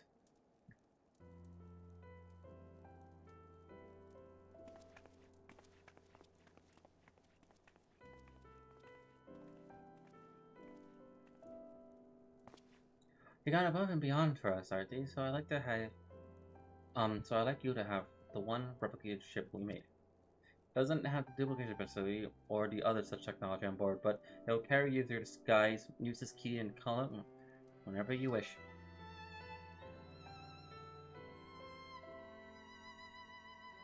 As for the two of us, we decided to get to know our new home better by embarking on a journey of exploration. And so this is where we must say our farewells. Thank you for everything. We are fortunate indeed to have met you.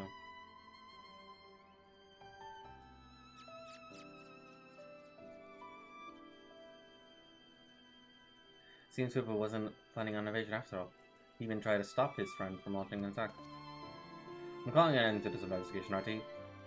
Your unfailing support during this entire ordeal has been most appreciated.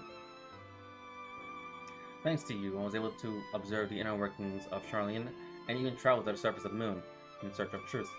And when my own conspiracy threatened to blind me, you were there to open my eyes to the true shape of things.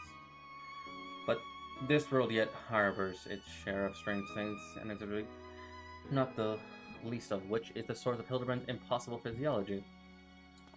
If not an alien, then mayhaps he's the product of a hyper-advanced civilization from a distant past? How do you know the specifics? The descendant of some gruesome biological experiment? That's too specific! Someone needs to plumb the depths of these unexplained phenomena, and I am the very man for the job.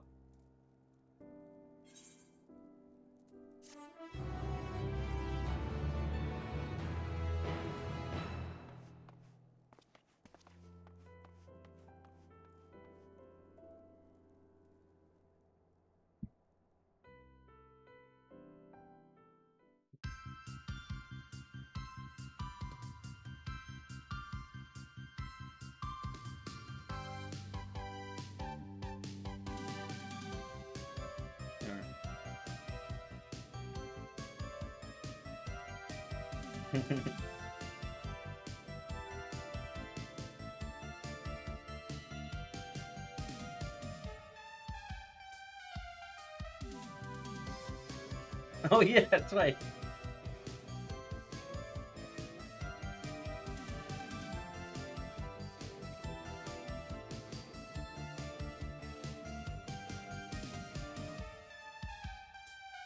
Oh, there I am.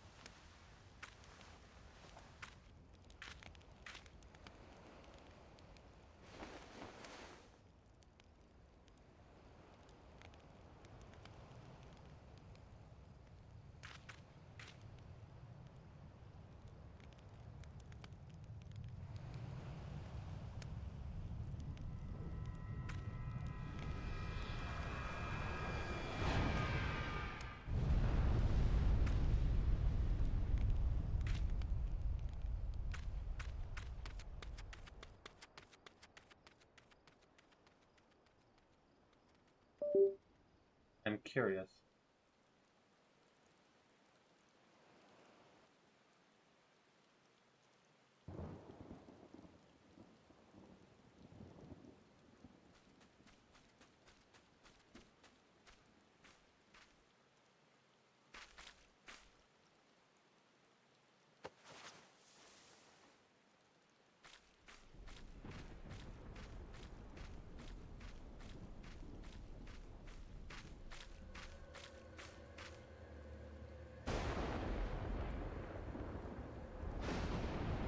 Oh,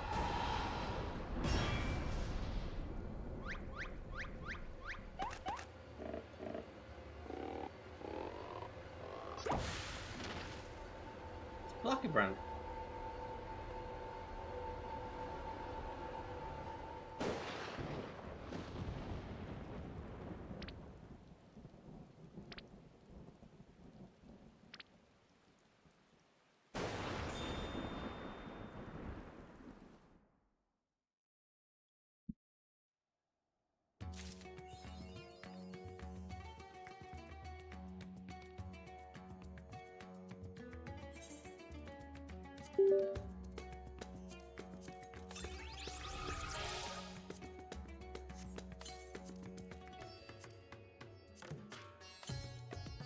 All right.